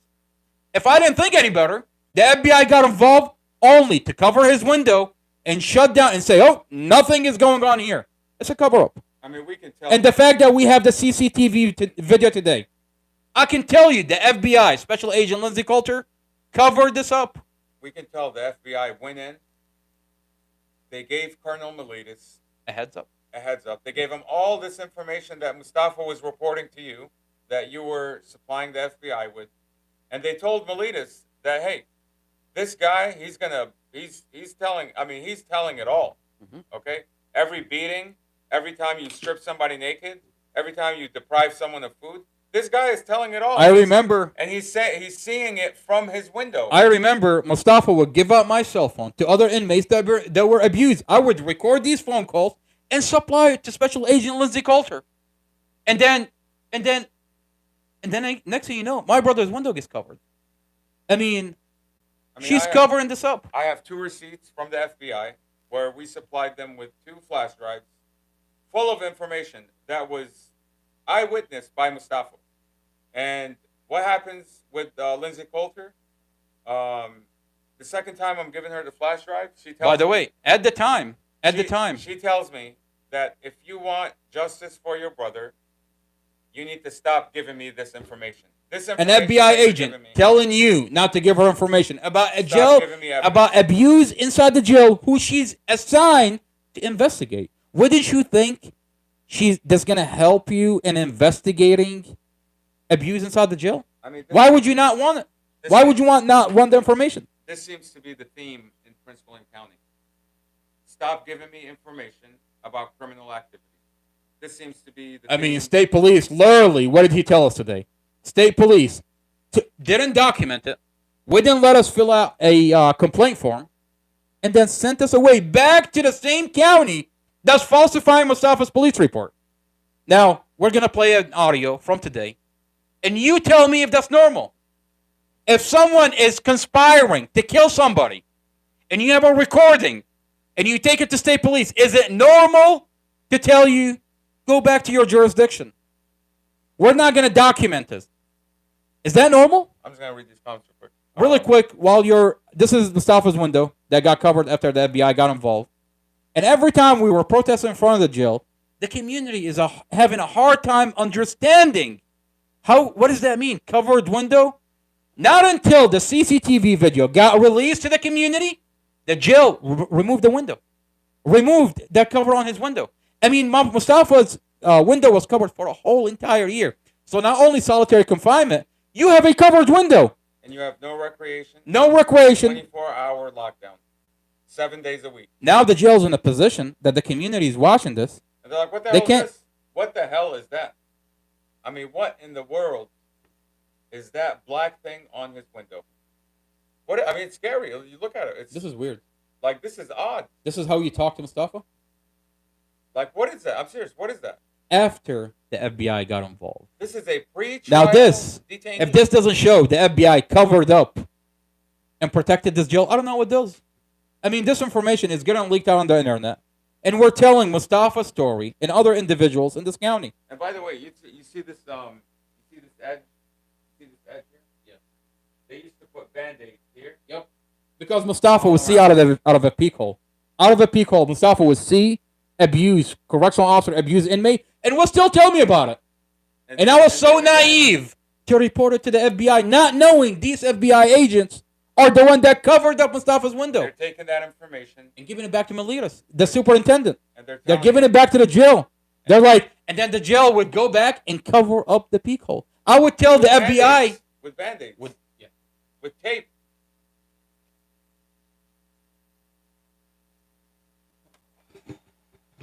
I mean, this is a pre-trial detainee put in solitary confinement, not allowed to know what he's being accused of.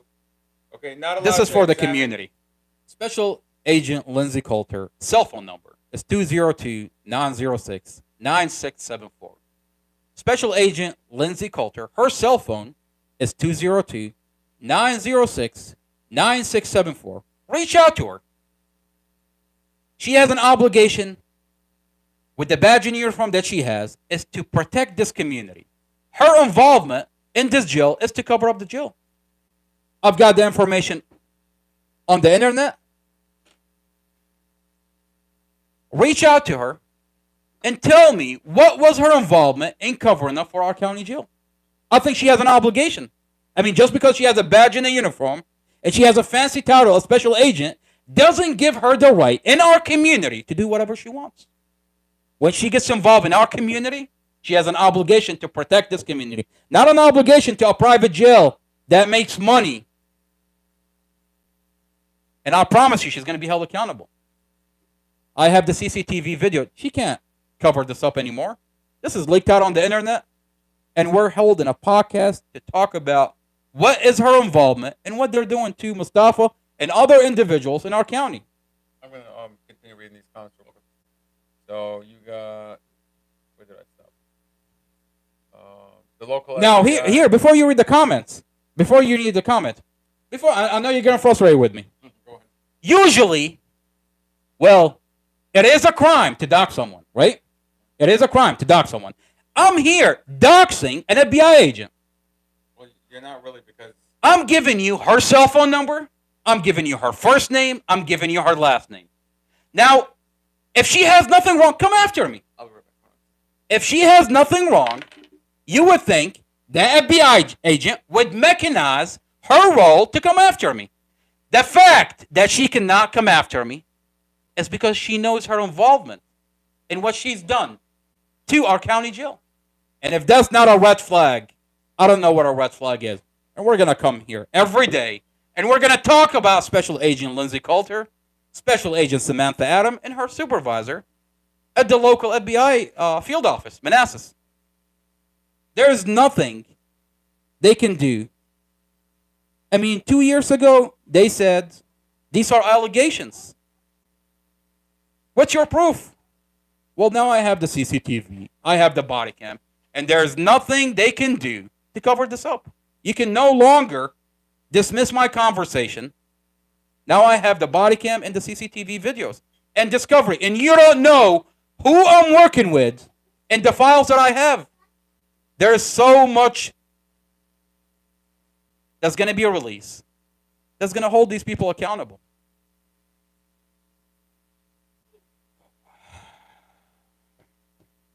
We went to state police today. We went to state police and we talked to Jason Robinson with state police. And we wanted to file a complaint and have him investigate what is Glenn Ford talking about with having Kylie come up and solicit to kill Mustafa. I'm going to read the comments real quick from here. Now, Hold on a second. Let me just okay, read go the ahead. comments so you can maybe respond to some questions. We're gonna play the audio. Yeah, let me just. We're gonna play the audio, and if that's not a red flag in our community, that state police doesn't want to get involved. Why? Is it because Glenn Ford is a state witness to Amy Ashworth? That whatever he does, she's gonna use him to prosecute Mustafa. And I mean, if it was anybody else, you would investigate someone conspiring to kill somebody. Oh, because it's Mustafa. We're not gonna look into it. Go back to chief of police and tell him to investigate it. You want me to tell it to the same chief of police that's protecting his police officer? The same Commonwealth attorney who seems to have a common practice that anytime you have police misconduct, she's going to seal off the body cam. She's done it in Mustafa's case. I mean, all these are sealed. All these body cams are sealed. Tatiana Davis videos are sealed. This is a problem. So they know he was helicoptered to the hospital. Why would they lie to the kids and say he escaped the accident? Because they're weaponizing the kids against Mustafa. Why would they lie to kids? Chad Mason was so angry that when he ran Mustafa's toxicology report, no alcohol, no drugs. How are you going to get Mustafa for manslaughter? Original Mustafa was charged with manslaughter. Let me get that. Let me get that. Let me get that really quick. Now, this is. Until now, Amy Ashworth hasn't come out to give a statement or correct the news on what happened to that woman. She's doing exactly the same thing on Mustafa's case. She's covering up. She's terrified. She's talking about this person's talking about Tatiana Davis. Commonwealth Amy Ashworth has an obligation to come out and address this community in what is going on with the Mustafa Al-Jazari case, what is going on with the Tatiana David case, what is going on with the other cases that we talk about on this podcast. Now, why is there a complete cover-up? She's an elected position. This community, we're her constituents. We put her in that office, and she has an obligation to come out and address the police misconduct. I mean, not yet did she come out and address anything. And I'll tell you why she's not coming out. Because she's terrified. I mean, what are you going to do? Yes, my officer killed Tatiana David in cold blood. They thought he had a gun. There is no gun. We falsified Mustafa's police report. We've held him in solitary for 2 years. We beat him. We carried him on. What are you going to do? Okay, next. They beat Mustafa while handcuffed, carried him unconscious to another cell, stripped him naked, and beat him up some more. Then took pictures and told him to wipe his blood. Where are the with pictures? his thermal. Where are the pictures where correctional officer took pictures of Mustafa on their cell phones? I mean, the question to the Sheriff Glenn Hill and Amy Ashworth, who is a jail board member. Jail board members ensure the safety of inmates in our county jail. Amy Ashworth has two positions. She's a Commonwealth attorney, and she's a jail board member to ensure the safety of inmates. Now, your correctional officer took pictures on their cell phone of Mustafa after they sexually assaulted him. When he woke up, and they're taking pictures. Is it department policy for your correctional officer to take pictures on their cell? And where are the pictures? Now, I'll ask you, my question is, did they beat up Mustafa because we're publicizing the audio recording of the investigator who falsified Mustafa's police report and we're actively protesting outside the jail? Is that why they beat Mustafa? Or did they beat Mustafa because you've got this individual who's a club owner, William Bain Jr. Now, Billy has a giant strip club out of Crystal City, and he pays a lot of money into the county. Well, he specifically paid the Board of Supervisors of Prince William County. Oh, beautiful. He specifically pays the Board of Supervisors in the Human Rights Commission. Who's in charge of Chief Newsom. Who hires Chief Newsom. Okay. Mustafa has a problem with this guy. A month later, he meets Dorothy. Now, her daughter is connected to this guy. Now, was Mustafa beaten up? We'll see who goes to jail. I mean, this is what he says. We'll see who goes to jail. Get the fuck off! You're gonna go to jail, bro. Yeah, you watch who goes to fucking jail. How many times have you heard? How many times I've told? Mustafa is making a living, and you have this guy that wants to kick him out of the parking lot. It's public. It's a public easement. Mustafa is there, and apparently, the club owner sells drugs out of that strip club. That when me and Mustafa are promoting our business in front of that club, is bringing unwanted attention. I mean, here, me and my brother, I'm promoting my mobile mechanic business. I have a mobile mechanic roadside assistant business, and I pass out my flyers while I'm helping my brother sell his $5 heat warmer. We're on public easement. It's a very heavily populated area. There's a lot of people. We always go there. And here's this guy looking at us. He's like, what are they doing? They're bringing unwanted attention. And he took it upon himself to come out and kick my brother out. Now, the police gets involved. The police got involved. And even though they shouldn't have kicked us out of that parking lot, they did him a favor. By law, this is a public parking lot. It's a public easement. It's not his parking lot. The strip club is here. On the right, there's a Chinese store, Chinese restaurant. And on the left, there is a 7-Eleven. And Mustafa is not even parked in front of his club. It's parked in front of the Chinese restaurant that he has permission to park. And he doesn't need the permission because it's a public easement. This guy is so worried about the unwanted attention, he comes out and wants to kick Mustafa out of the parking lot. Now, this goes viral. That video went viral at the time, 2 years ago. It went viral. Over 7 million people saw it. I brought in my trucks. When we got trespassed by the police, I brought in my trucks across the parking lot. Because across the parking lot, you can park, like that. There's another vacant parking lot. And I bring my trucks. And I'm like, you're not going to bully my brother. We're here, and we're going to stay here. Now, this goes viral. The community started boycotting his establishment. The community that is not okay with racism. You've got a giant fat white guy breathing down Mustafa's neck for being a Mustafa. That community is not okay with it. Now, 3 weeks later, you got his bouncer outside, mad, upset, that you've got a Mustafa telling them I've got rights in this country, and you're not going to bully me? Now, 3 weeks later, Mustafa's whole entire Cadillac system got stolen. His vehicle got tampered with. Someone went under his vehicle and stole. Someone that was in the parking lot recorded a video of Mustafa's vehicle get tampered with. Somebody said. Now, we reported that to the police at the time. The police laughed at Mustafa and they told him, get your mobile brother to help you. Where is Governor Glenn Youngkin? Glenn Youngkin is protecting a private jail that makes a lot of money in our county.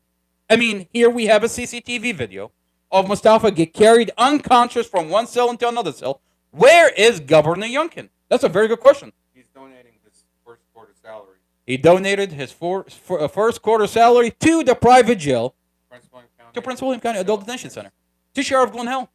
Now, you've got a video of an inmate getting carried half naked, unconscious, and you're just not looking into it. Now, back to this situation. A month later, Mustafa meets Dorothy. Her daughter, apparently, unbeknownst to Mustafa, unbeknownst to us for the past 2 years, that her daughter, 16-year-old daughter that she's estranged with, that doesn't live with her, lives with her stepdad, her dad works for Billy. And she's hanging around the strippers that used to like Mustafa, help him promote his business, now hate Mustafa because their boss went viral. And the community started boycotting that establishment. Now Kylie is hanging around those strippers. Kylie is being used as a witness into Mustafa's case. In a body cam, in a forensic interview in body cam, she says, I never saw anything. I was not there. And she's sitting there painting Mustafa, abusive to her mom, abusive to the kids, and she's telling the police, I never saw anything. How could she be a witness? How could she be a witness knowing that she has a motive? Today, we went to state police and told them that Kylie, on a recorded line, is soliciting to kill Mustafa. And here we have today a vehicle accident, and the police are saying brake failure. I mean, if I were to say I was going to do this to somebody, and then next thing you know, you have brake failure on someone, you don't think they're going to look into me? But Mustafa, State police doesn't want to get involved. Are we talking about the same state police that dragged a dead Tatiana David, riddled with bullet holes, repositioned her and says, oh, we found her outside the vehicle? What kind of relationship does state police have with Prince William County? Well, the first sergeant said He called Amy Ashworth by her first name. He's like, oh, Amy? Oh, yeah, I know Amy. Of course you know Amy. She literally covered up your crime. On that note, let's hear the audio from state police. Yeah, while you do that, another one is, why is a pretrial detainee Are you doing this on purpose? on a 24 Look at this guy. He's doing it on purpose, by the way. He knows when he asks me questions, I'm going to answer them. Man, I've been sitting on this case for 2 years. You're not And he, allowed look at that smile. Mo, He knows. you're not allowed to He knows how to get me upset. Mo, you're not allowed to speak. They do whatever they want. And then Casey says, Well, now you have a mic. Missy, By the way, you have a mic. You can talk whatever you want. You don't have to grab my mic. And I cannot wait for Mary Jo to be here. Mary Jo, I love You have you. your own mic. And you have your own mic. We don't have to fight over the mic anymore. Charlotte, when she's here. Okay, by the way, if for anybody that watches a podcast, I'm not doing it on purpose. I literally tune out the person next to me. And I literally just grab the mic. Amar loves talking. I love to talk, and I love the hearing my voice. I love the sound of my voice. Missy says it's the year of exposure. It is the year. They are going down. Okay. Heather says police need to turn on their body cams, and if they turn them off, they get written up. What's the point of having body Or cams? immediately fired. What's the point of having body cams when the Commonwealth Attorney is going to seal them and to mute it whenever you want? I mean, you're literally controlling the narrative. I mean, you see he's doing this to me. He knows exactly what bothers me, what questions he asks me, Dre because says, these are... Look, Dre says. Is Dre even on the group chat? Yeah, he says. We have a group chat. Why is Dre not on the group He chat? says now the real boss just sat down. Mo. Exactly. Oh, man, you don't know how detailed and methodical this guy is. Okay, Laurie just responded to him. She says, not really, Andre. He can't get a word in. That's funny. You can't get it. You literally have your own mic, so you can't blame me for taking over your mic. You can talk whenever you want, princess. Whenever you want. Amar, you're still louder than everyone. That is funny. That is funny. That is funny. Kelly says, we love you guys. Casey, You know, the problem is, we know. I love the sound of my own voice, and literally after the podcast, I sit there and only watch the podcast, only to hear myself on this podcast and literally fall asleep to it. Now, if that's not disturbing and doesn't give you insight to this personality, God help you, Commonwealth Amy Ashworth. I promise you, I'm going to make sure you're going to be held accountable by law. Mustafa filed a lawsuit, 20-page lawsuit, from inside the jail. 1, 2, 3, 4, 5. It goes all the way to 20. God help you, Sheriff Glenn Hill. We're moving into the discovery phase. You thought this CCTV is bad? Wait until you get to the other room where they carried Mustafa unconscious, half naked, where they stripped him naked and beat him and abuse him and deny him medical. We're moving to the discovery phase. What do you think is going to happen to you, Sheriff? What do you think is going to happen to you, Commonwealth Amy Ashworth? Did you honestly think we're going to go away? The best is yet to come. Yes, Princess, you're going to say something. The real question is, Yes, sir.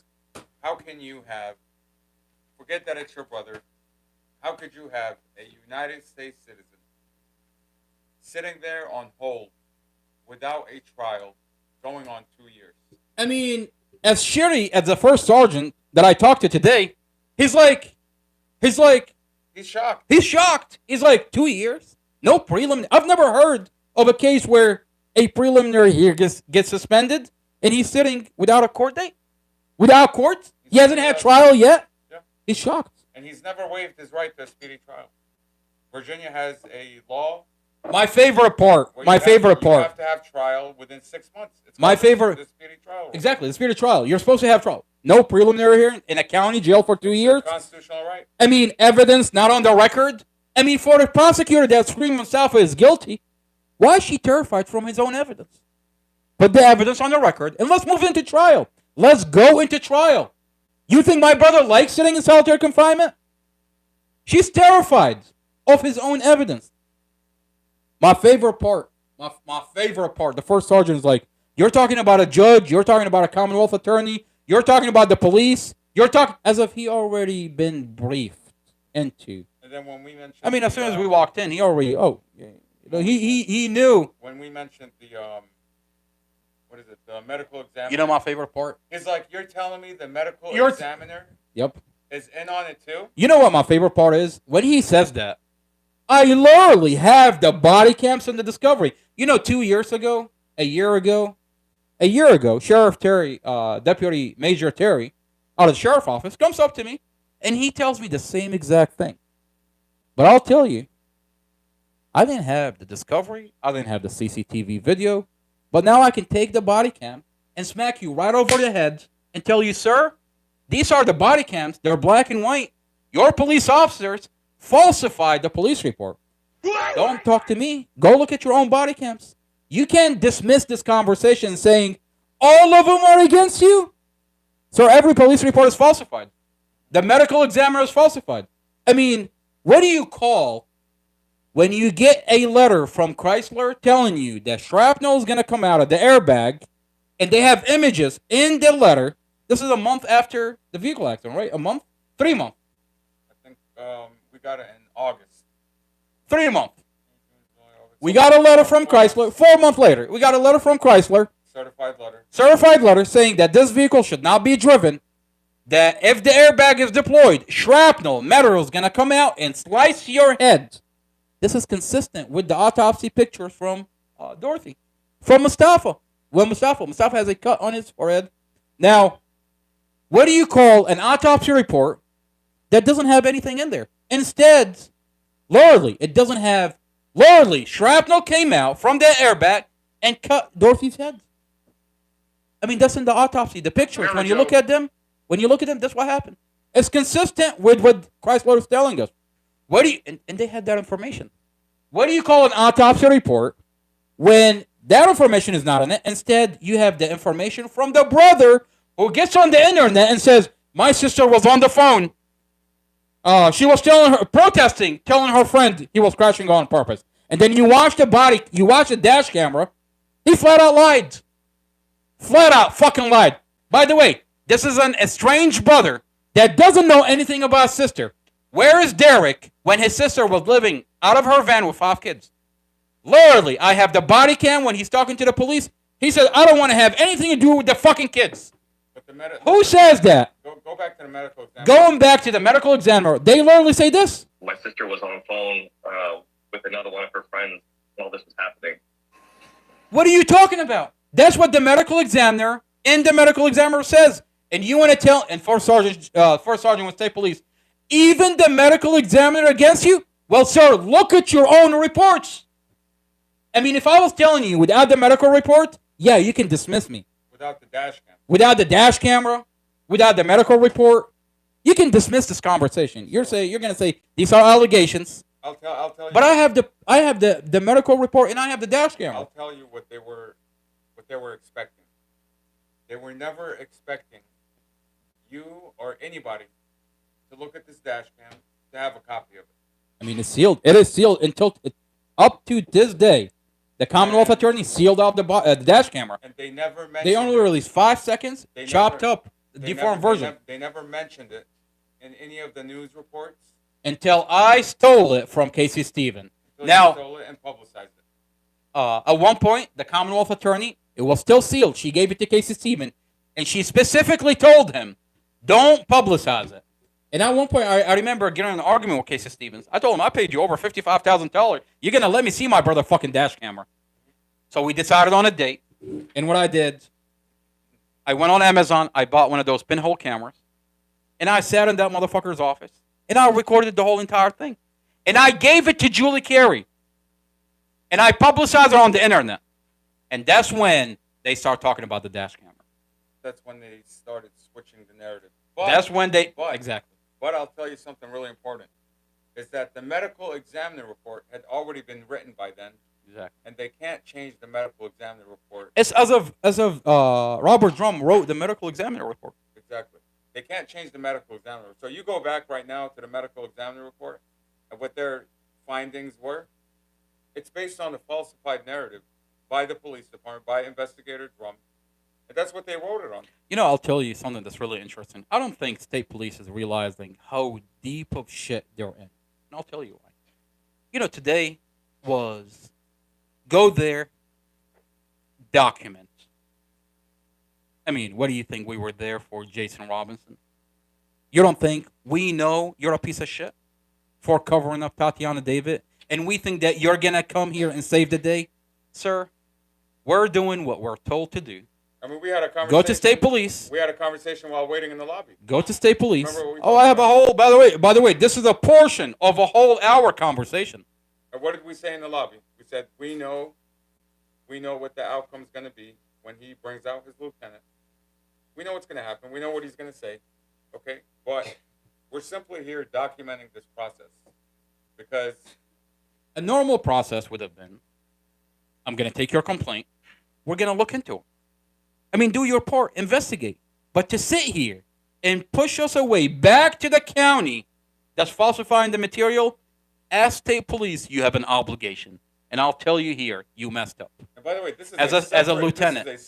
As a lieutenant, you're going to be looked into. I promise you. This is we're documenting. It's a completely separate issue from Mustafa's car accident. When he says this is related to the car, well, Prince William County does not have a homicide detective on the case. I mean, every case, every criminal case, a big case, should have a homicide detective if it's a homicide. You have fatalities. You have fatalities, and state police doesn't get involved in the investigation? You're charging Mustafa with murder, and there's no homicide detective? Or you don't have a source of intake for information. I mean, with Prince William County, when we're finding all this information, forget the FBI, forget the agents, forget the individuals that we're working with Prince William County specifically, who's our point of contact? Why is it that we don't have a point of contact? Why is it that we don't have a point of contact? It does not exist. Oh, I'll tell you why. Because they're not hoping to get to the bottom of what they're doing here.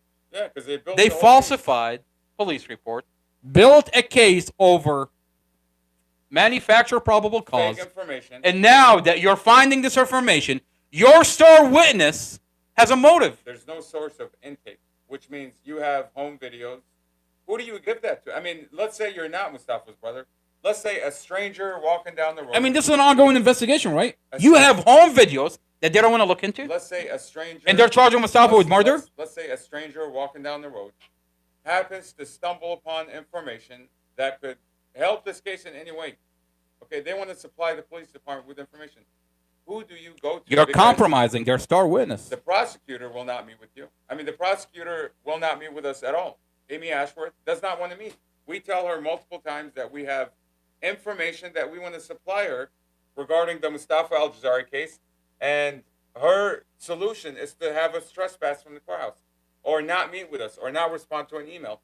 How can you give information to a prosecutor that's not willing to meet? I mean, her star witness is Glenn Ford.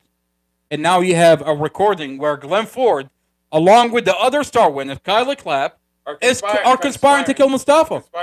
Now, of course she's going to look the other way. Of course she has contact in the state police to look the other way. I mean, who do you give this information to? The star witness has a motive to lie about Mustafa. When on body cam, they're telling you, I never saw anything. I never saw anything. You know, I'll tell you, when your own mother is gesturing in the background, let your brother talk. Let your brother talk. That's you not know. That's not what she's saying. What is she saying? She's telling you to calm down. Oh, I'll tell you, it's not going to work, mother. You're not going to ask me all these sensitive information, sensitive questions, and tell me to not be a barefooted monkey. On that note, where is my man? I had a barefooted monkey here. I had Amy Hodgkins here, and the fact they just Susie took them. Susie took them. That's okay. We're gonna make sure they're here tomorrow. Now, I want to play an audio while Muhammad is reading comments from state police, so that way we address Let's read some comments. state police.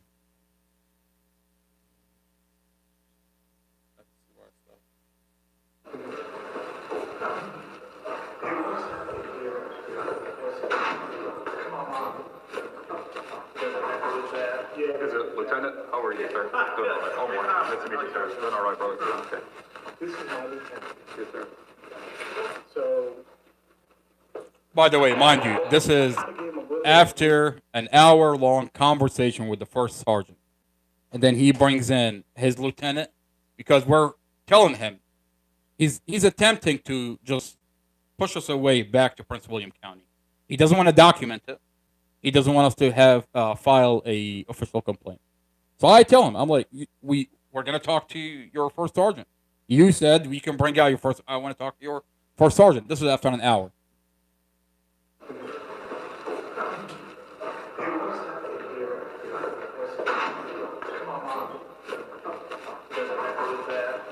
Lieutenant, how are you, sir? Doing all right. Oh, morning. Nice to meet you, sir. Doing all right, brother. Okay. this is my lieutenant. Yes, sir. So, I kind of gave him a little bit of brief update of kind of what we've been talking about and stuff. And He briefed him. He's like, this is the Mustafa Al-Jadari brother. This is the guy that's talking about Tatiana David. I briefed my lieutenant. What did you brief him on? To just push us away, not document it? I mean, you've got a lieutenant that you would think would document us being there, would let us file a complaint, and follow your own policy. We're coming to you. I mean, literally, the wall... Conspiracy to commit murder? Conspiracy to kill somebody, to commit murder. I mean, literally, on the wall right behind him, and at one point, I pointed that out to him. I'm like, sir, literally, the sign on your wall says, report suspicious activity. Yep. I'll let him go from, you want to listen to them, or do you want to just, well, mine. You want to listen to them, or you want to just kick them out? What do you mean? What does that even mean? You want to listen to him, or you just... Why would you in the first place? If you're going to ask him, are you going to listen to them, or what? I mean, what are you bringing him out for? If you're telling us he's going to say the same thing, you said, I would like to speak to the lieutenant anyways, okay, because he's a lieutenant. And he goes to the back, he briefs him, he tells him, obviously, like, you know, to make us go away somehow, some way, okay? And then you play this recording for him. He listens to this recording. And then he's like, I don't know who Glenn Ford is. I don't know who Glenn Ford. I don't know who's the other person. I'm like, First Sergeant, I'm telling you, this is part of an hour-long recording. And on the recording, he says, Kylie Clapp, the other star witness, approached him about killing Mustafa. I mean, forget the Mustafa Al-Jazari case. I'm telling you about conspiracy to commit murder. And then Mustafa's car is involved in a tragic accident where the police mechanics say there's brake failure. Mechanical failure. I mean, you've got two individuals conspiring to kill somebody, and then his vehicle gets in a vehicle accident, and the police are saying there's brake failure. That's not worth investigating. Oh, wait a minute, it's Mustafa. So we're going to pretend to look the other way. Understand that this is still a pending matter in criminal court, correct? It has not been adjudicated? No, sir. We cannot, by policy, we're not going to take over somebody else's investigation. You know, I'll tell you something right now real quick. He says this is an ongoing matter. Are you telling us that after the court case is concluded, then you're going to look at Glenn Ford? Does that make sense? That makes no sense. Does that make sense? It's an ongoing investigation. Okay, it's an ongoing case. We're supplying you with new information about an individual who is so angry for no reason. He's watching Mustafa. He said he's watching Mustafa, and he had been on a body cam. Mustafa doesn't know him, but he's watching. He knows Mustafa. He's watching him. So you're telling me you're watching your ex-girlfriend. You're watching Mustafa, and here you have the daughter of Dorothy, who doesn't live with Dorothy, doesn't know Mustafa, came up to you, conspired to kill Mustafa, and today we have a vehicle accident. She said, can we kill Mustafa and make it look like an accident, self-defense? I mean, the bare minimum should be to take this information, go back out into the police lot, and examine the car some more. Mm-hmm. Instead, you have a Commonwealth attorney that's blocking any effort to inspect the vehicle. They don't want this car examined. And they sealed off, by the way, they sealed off the body cam where the mechanic says there's a brake failure, there's transmission failure. They sealed that off. And they blocked Mustafa's effort to hire an independent expert by law to inspect the vehicle. Now, what are we going to find in this vehicle? I mean, you can easily find if this vehicle was tampered with or if it has mechanical failure. I mean, here you have the star witness who doesn't know, Mustafa doesn't know him, Never saw Mustafa abuse Dorothy.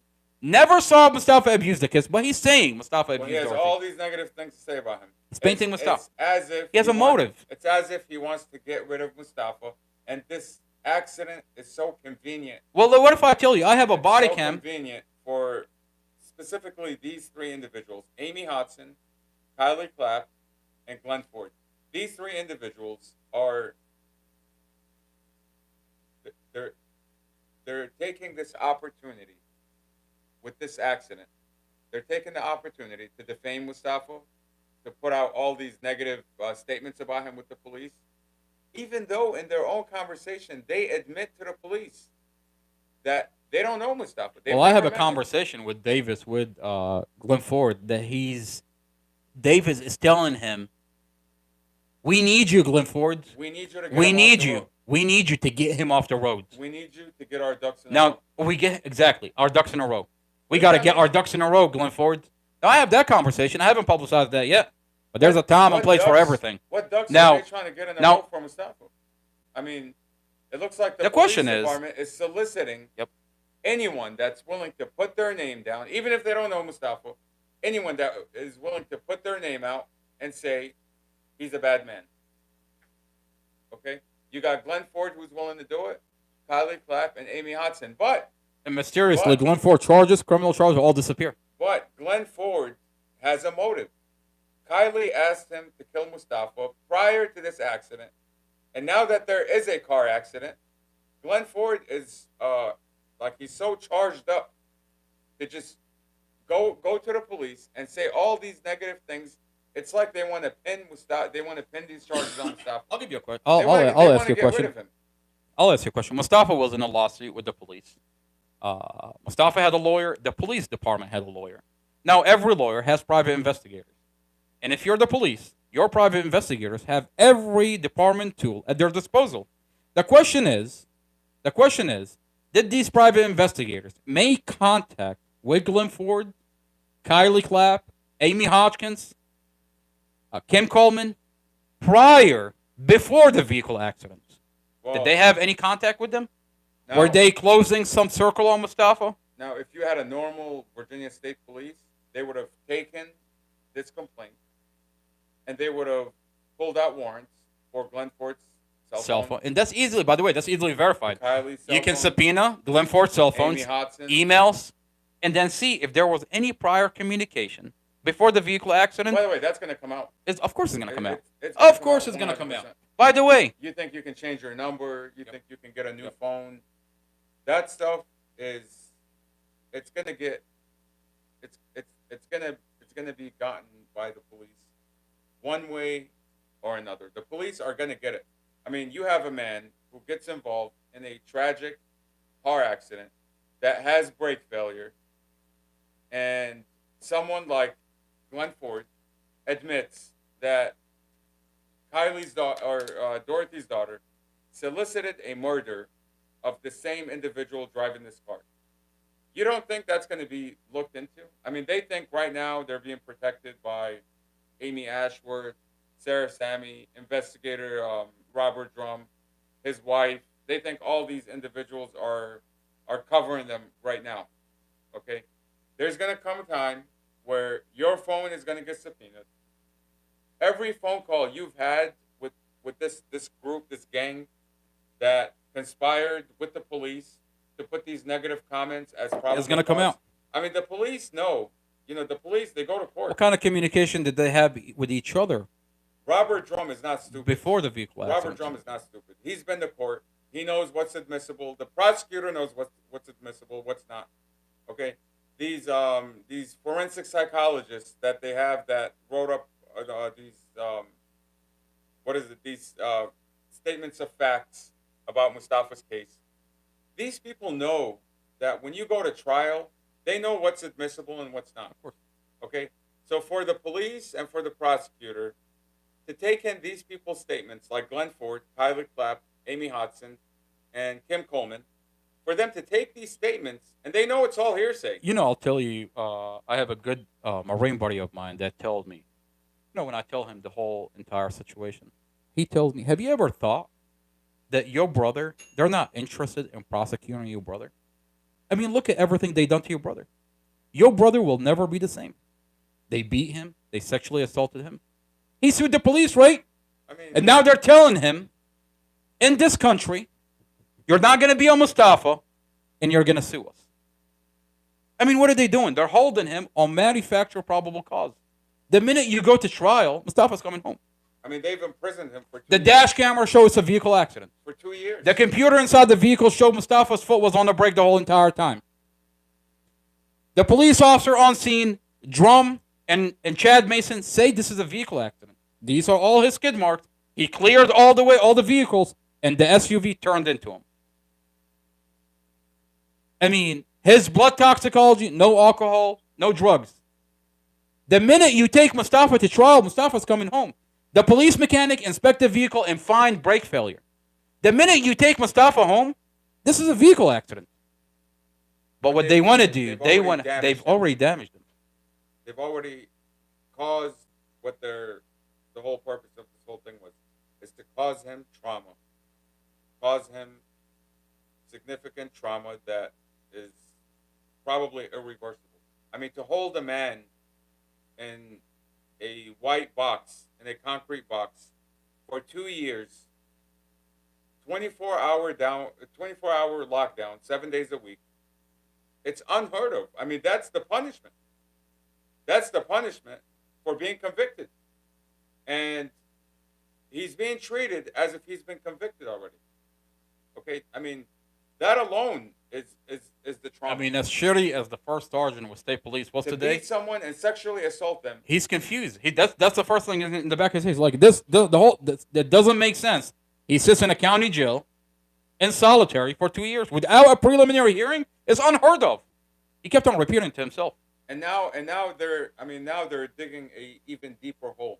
You have Judge Weimer, who says on the record, I mean, they're so comfortable with saying these things. Of course, because they thought these body cams were sealed. So Judge Weimer is comfortable on the record in circuit court to protect the prosecutor lying about Mustafa. No. Even further, he says, I called my buddy over 2 decades to take on this case. I mean, that is unheard of. As a favor. That is unheard of. To have a judge call his buddy for 20 years to put him and appoint him as a lawyer when that lawyer is not even on the public defender's list. And not on the court appointed. And not on the court appointed list. I mean, he just called his friend. The lawyer says, I'm doing this for free. He said, I'm not getting paid. I'm not getting paid for this. Judge Weimer, I'm doing this a favor for Judge Weimer. Now, Judge Weimer called the judicial board, right? The judicial board, right? The judicial review committee. And then he said, the reason I called him, by the way, it's on the record. You know, this lawyer spoke a little bit too much, where now the Judge Carol Weimer is like, whoa. Let me call the review and tell them, the reason I called this lawyer is because of the security of the case. What are you talking about? What security? What security? You're not processing the mob here. You're processing a Mustafa with a vehicle accident. What security? Not only that, but the judge is not in charge of security. That's the sheriff's office. Exactly. He wants to cover her up.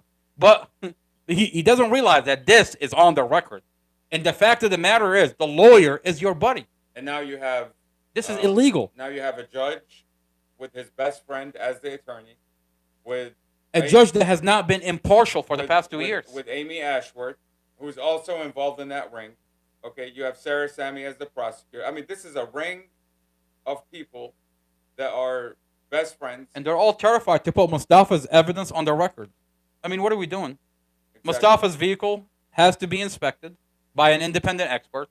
The audio is on the SD card. It has to be put on the record. And the home videos has to be on the record. I mean, why are they so terrified? Literally, you're screaming Mustafa is guilty, but you're terrified of his evidence? Where is the law? I mean, where is the law on this amount of misconduct? You have a judge who's not impartial because he called up his best friend. Okay? How can you have a judge rule to one side or the other when he's most likely being blackmailed by the Commonwealth Attorney? I mean, the Commonwealth Attorney literally tells the judge during a bond hearing after he gives Mustafa, she tells him, Judge Weimer, the Commonwealth Attorney is not going to be happy with you. Mom's what do you have? Happy with you. Mom is not going to be happy. What do you have on this judge that the Commonwealth attorney is not going to be happy with you. Control his. I mean, a low-level prosecutor like Sarah Sammy telling a judge the Commonwealth attorney is not going to be. She's controlling the judge. His gavel. That's what she's doing. Yep. When like you hear of a judge, when the judge rules, that's his court. By the way, it's illegal for a prosecutor to order someone stay in jail after the judge have ruled and gave someone a bond. Now, take it further. It's illegal to come back 7 days later and retry the bond. You're supposed to file an appeal. Exactly. That's illegal. If you don't like it, go to a higher jurisdiction. Go to a higher court. Let's listen to you. That's the normal. That's the process. Police to look into this individual and what he's talking about. The other individual coming up, telling a private investigator. Hold on. She wanted me to shoot like kill him. The older daughter wanted to kill him? So in this portion, Lieutenant Jason Robinson is listening to Glenn Ford talk about Kylie Clapp is soliciting to kill Mustafa and make it look like an accident. I want to report this. I want state police to look into this individual and what he's talking about. The other individual coming up to him, and can we make it look like an accident? Can we kill him and make it look like an accident? That's what I want to report. Who's the other individual? He says you have the first sergeant in the background like an owl. Who's the other individual? What do you mean? I just spent an hour talking to you. By the way, this is an hour long. He's like, who? He's trying to downplay in front of his lieutenant. We just told him. Exactly. And then I take it further. I'm like, sir, this is part of an hour-long recording. And at one point, Glenn Ford says, Kylie Clapp, and I'm literally telling him, it's Kylie Clapp, the other star witness, soliciting to kill Mustafa and make it look like an accident. This is an hour-long recording, by the way. This is an hour-long recording. First sergeant, this is an hour-long recording where Glenn Ford says Kylie Clapp came up to him. Can we kill Mustafa and make it look like an accident? And I think it's unfair to push us away to another jurisdiction when I'm reporting this individual. That's all I'm saying, sir. It's nothing we're going to investigate, not unless we are directed to, but, Unless we're directed to by who? You're not going to investigate unless you're directed to? What do you mean? You're the state police. If I bring you a recording of someone committing conspiracy for murder, you're supposed to investigate. The least you could have done is document me being there. But the fact that you don't even want to document me being there and only get terrified after I tell you, I mean, you're going to listen to this audio. They get terrified when I tell him, your conversation, my conversation is being recorded. They get terrified. Policy, it's a parallel investigation. It's directly tied to the matter that's pending in the court. We're not going to investigate it. What's your name, sir? Jason Robinson. Jason Robinson. I just want to let you know, I've got a giant platform on the internet. I'm doing my part to report this to state police, but I've got a community that's listening to this audio, that's going to be listening to me going up to you and asking you to look into this individual and this matter. Now, I don't think it's unfair for you to push us away. Well, you're certainly free to feel that way. I understand that. But I'm certainly free to feel that way. It's as if it's not your policy to literally investigate a crime being reported to you. But because it's Mustafa, and it's the guy that's talking about Tatiana, David, we're not going to look into it. The Commonwealth attorney who's prosecuting the matter, or go through the defense counsel that's representing I guess it's your brother. Yeah. Talk to the defense counsel about it, but it's not a matter that we're going to investigate. Talk to the defense counsel. You're not going to investigate someone soliciting to kill another individual. Judge Weimer brought in to cover up this whole case. Talk to the defense attorney that the judge is bringing into who's his buddy. His buddy. I'm supposed to go to that guy. Need to go through Prince William County. That's fine. All right. Thank you for your time, sir. You're welcome. All right, First Sergeant, thank you for your time. Okay. You don't want to go back to Prince William. Now he's telling me, now that he knows he's on a recorded line, he's like this. You don't want to go back to Prince William County with feelings. You want to go. I'm like, sir, I literally have the body cam and the discovery. This is not about feeling. I've got the body cam. I've got the dash camera. I've got the discovery. Literally, this is a vehicle accident, and your police officers have falsified the police report. He wants to show his lieutenant that we're here because of feeling. Has nothing to do with feeling, sir. Literally, I've got your body cam. I've got the discovery that it shows you falsified. These police officers falsified the police report. Has nothing to do with feeling. Look at your own goddamn body cams. Exactly. You've got a body cam that you're sealing that you killed a black woman in cold blood. You want to talk to me about feeling? I'll tell you, sir, First Sergeant, this is getting to, I've got body cams, I've got documents, and we're going to go to Prince William County. We're going to ask to sit down with the Chief of Police, Internal Affairs. Yeah. Okay? Yeah. But by the way, this is not feeling, this is not because it's my brother. It's black and white. It's on the body cams. It's on documents. By the way, these are sealed material by the Commonwealth Attorney. Okay, I have them. I don't know the case. And I'm leaking them on the internet. I don't know the case. I'm coming to state police because literally. But what I'm trying to say report suspicious activity. You have. That's what your sign says. I'm telling him, your sign right behind you literally says, report suspicious activity. You had Internal Affairs, detective, investigate, right? Contact him. Let him know what you have. Let him know. Forget the Mustafa Al-Jazari case. Literally, I'm bringing you an audio of someone soliciting and conspiring to kill somebody, and you turn us away. And if that's he wants you to give it to Robert Drum, who's basically caught Glenn Ford brandishing a weapon, having drugs with intent to distribute, disorderly, whatever his charges were, some serious charges that he had. He wants you to go to that county and tell them, you know the guy that you just dismissed all these serious charges on? Just because he's saying something negative about Mustafa? Yeah, I'd like to add something to that case. Yeah, so Amy Ashworth can just bury it with every other thing that she buried.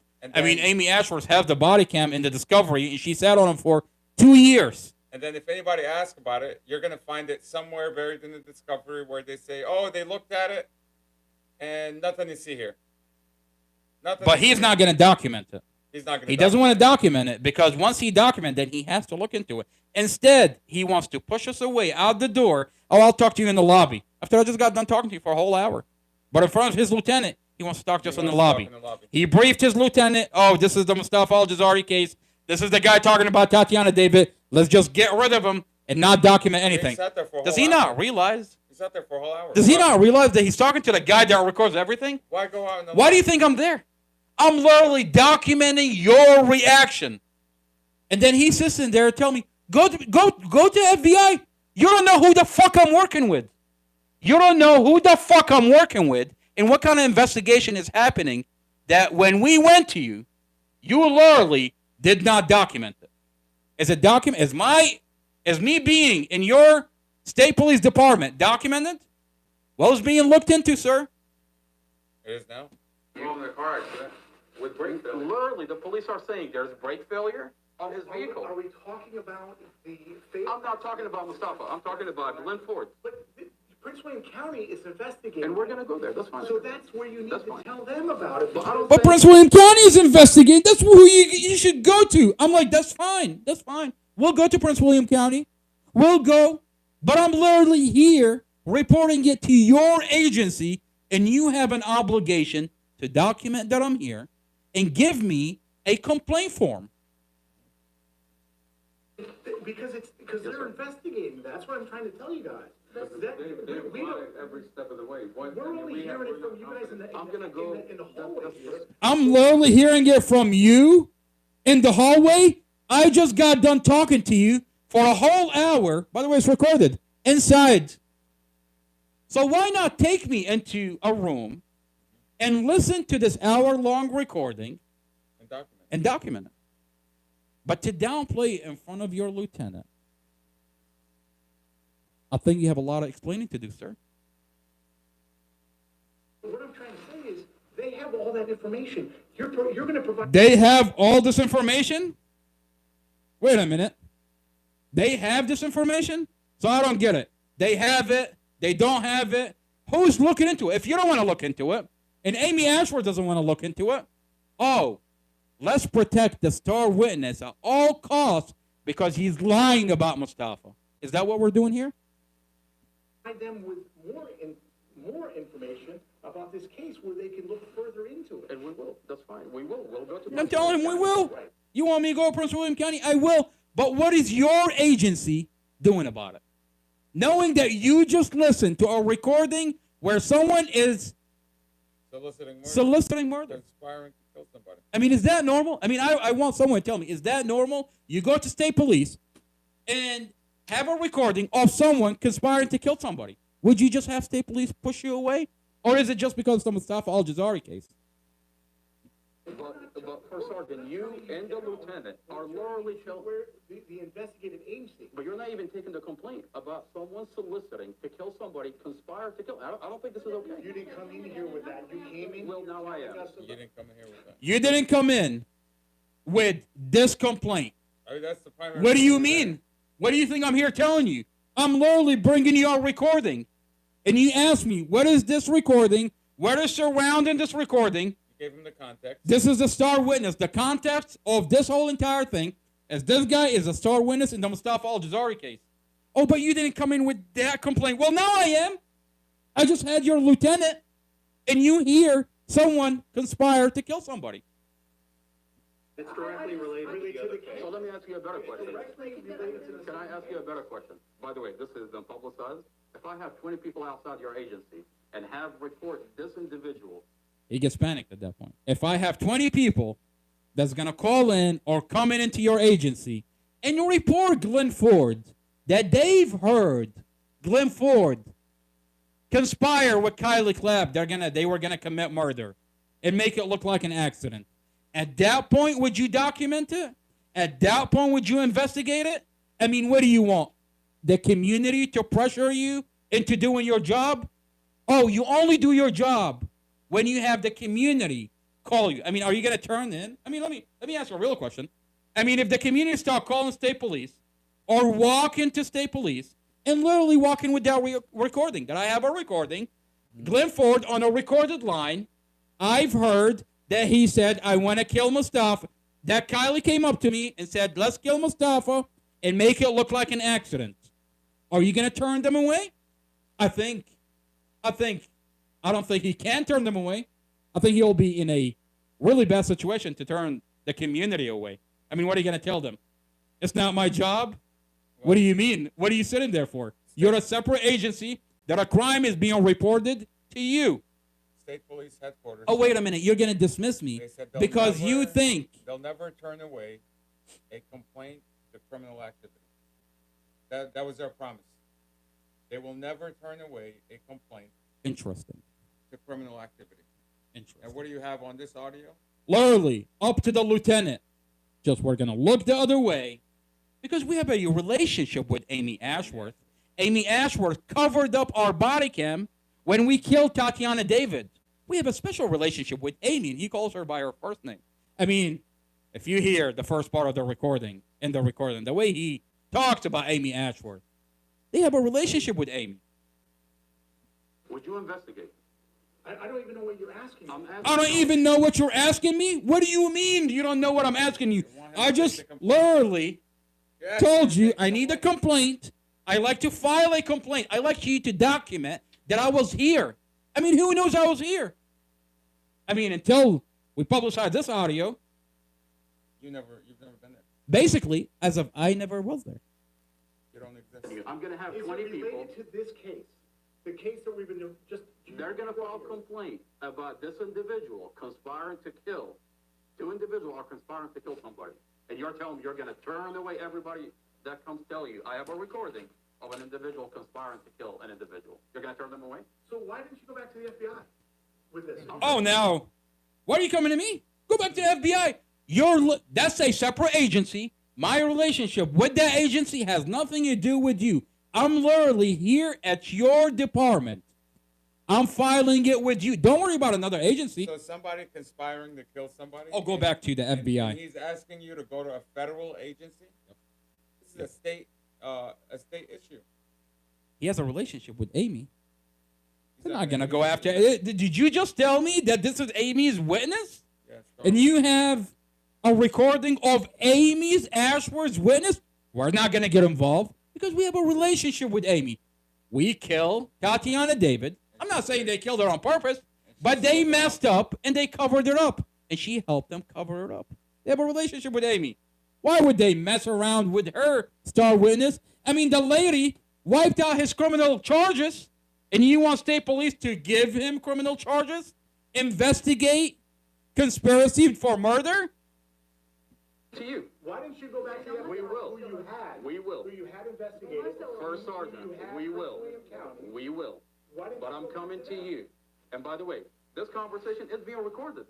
And we're going to come out to the community that I came to First Sergeant, that I came to Lieutenant, and literally turned away. And by the way, I'm going to have other individuals come to you and specifically ask for you to file a complaint. In reference to your brother's case? In reference to Glenn Ford conspiring with Kylie Clapp to kill Mustafa. I don't know anything. Well, you have a recording. I don't know who that is. I just spent an hour with you inside the lobby. By the way, it's recorded.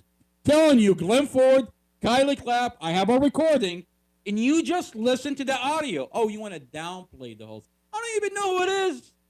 We're in the hallway. Well, take me into your office and let's file a formal complaint so you can do your job. Instead, you want to cover up for a Commonwealth attorney who you have a relationship with for covering your officer killing a black lady. And again, this is the thing. Like when the jail kills an inmate, Individual conspiring to kill an when the individual. jail kills an inmate, But you're not you even have taking the Prince complaint William about County someone Police. soliciting to kill. Yeah. When the jail kills an inmate, you have Prince William County Police, like Scott DeLong, who comes in and covers up the death. And when Prince William County Police beat up somebody, rather than take them to a hospital, they take them to the jail.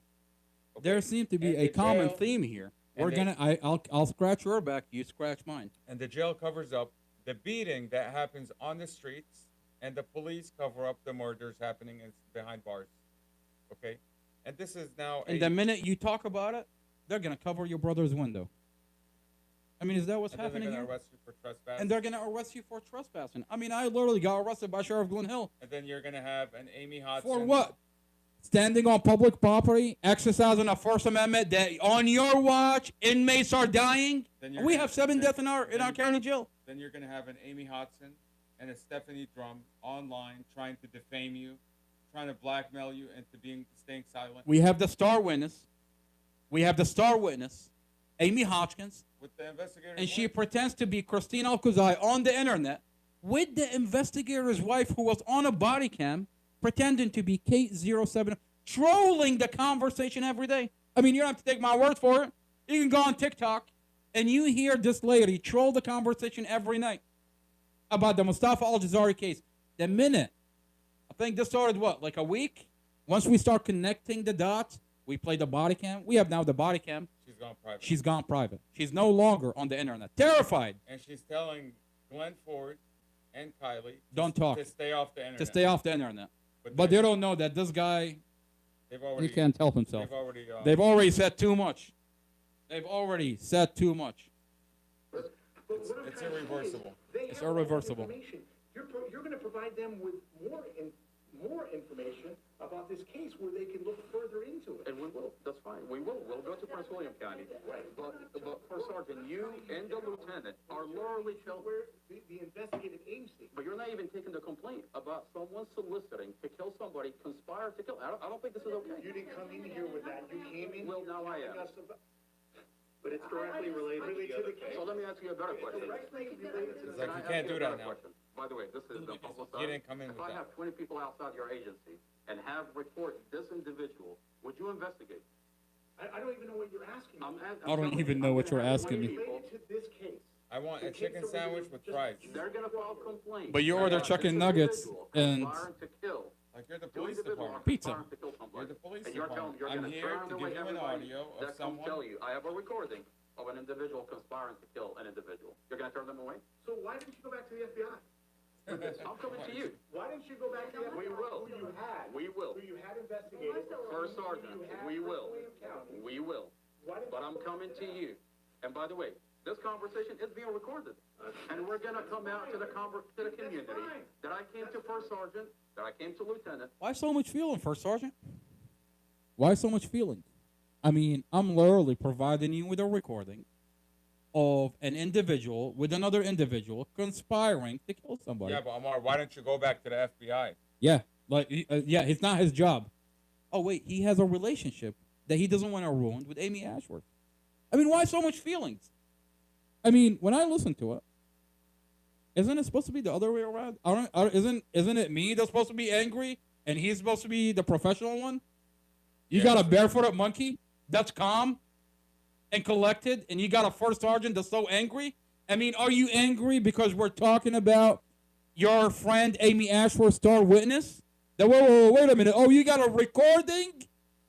Well, he got upset. You've got body cams of Tatiana David? He got upset when you told him, I have every single he got upset. body cam, every single report, even internal. He wants to ask me, how did you get it? So you're going to tell me how you got it, not the content of what you have. You're not How does worried that about make what's any? in it. You're not worried about what's in it. You're worried about how did you obtain it. That's not odd. That's not weird. And literally turned away. And by the way, I'm going to have other individuals come to you and specifically ask for you to file a complaint. In reference to your brother's case? In reference to Glenn Ford conspiring with Kylie Clapp to kill Mustafa. I don't know who they, I don't know anything. Well, you have a recording. You just heard the recording. I don't know anything about that recording. Well, I suggest that you go on YouTube. It's available. If you're refusing, I mean, why so that's dramatic? okay. No hard feelings, sir. I'm not going on YouTube. No hard feelings, sir. For starters, it's not personal. Thank you. Have a great day. Thank you. It's personal. Best of luck Thank to you. Mustafa. Thank you, sir. On a good note. Yep. Thank you. Take care. He says it's related to Mustafa. Not going to look into it.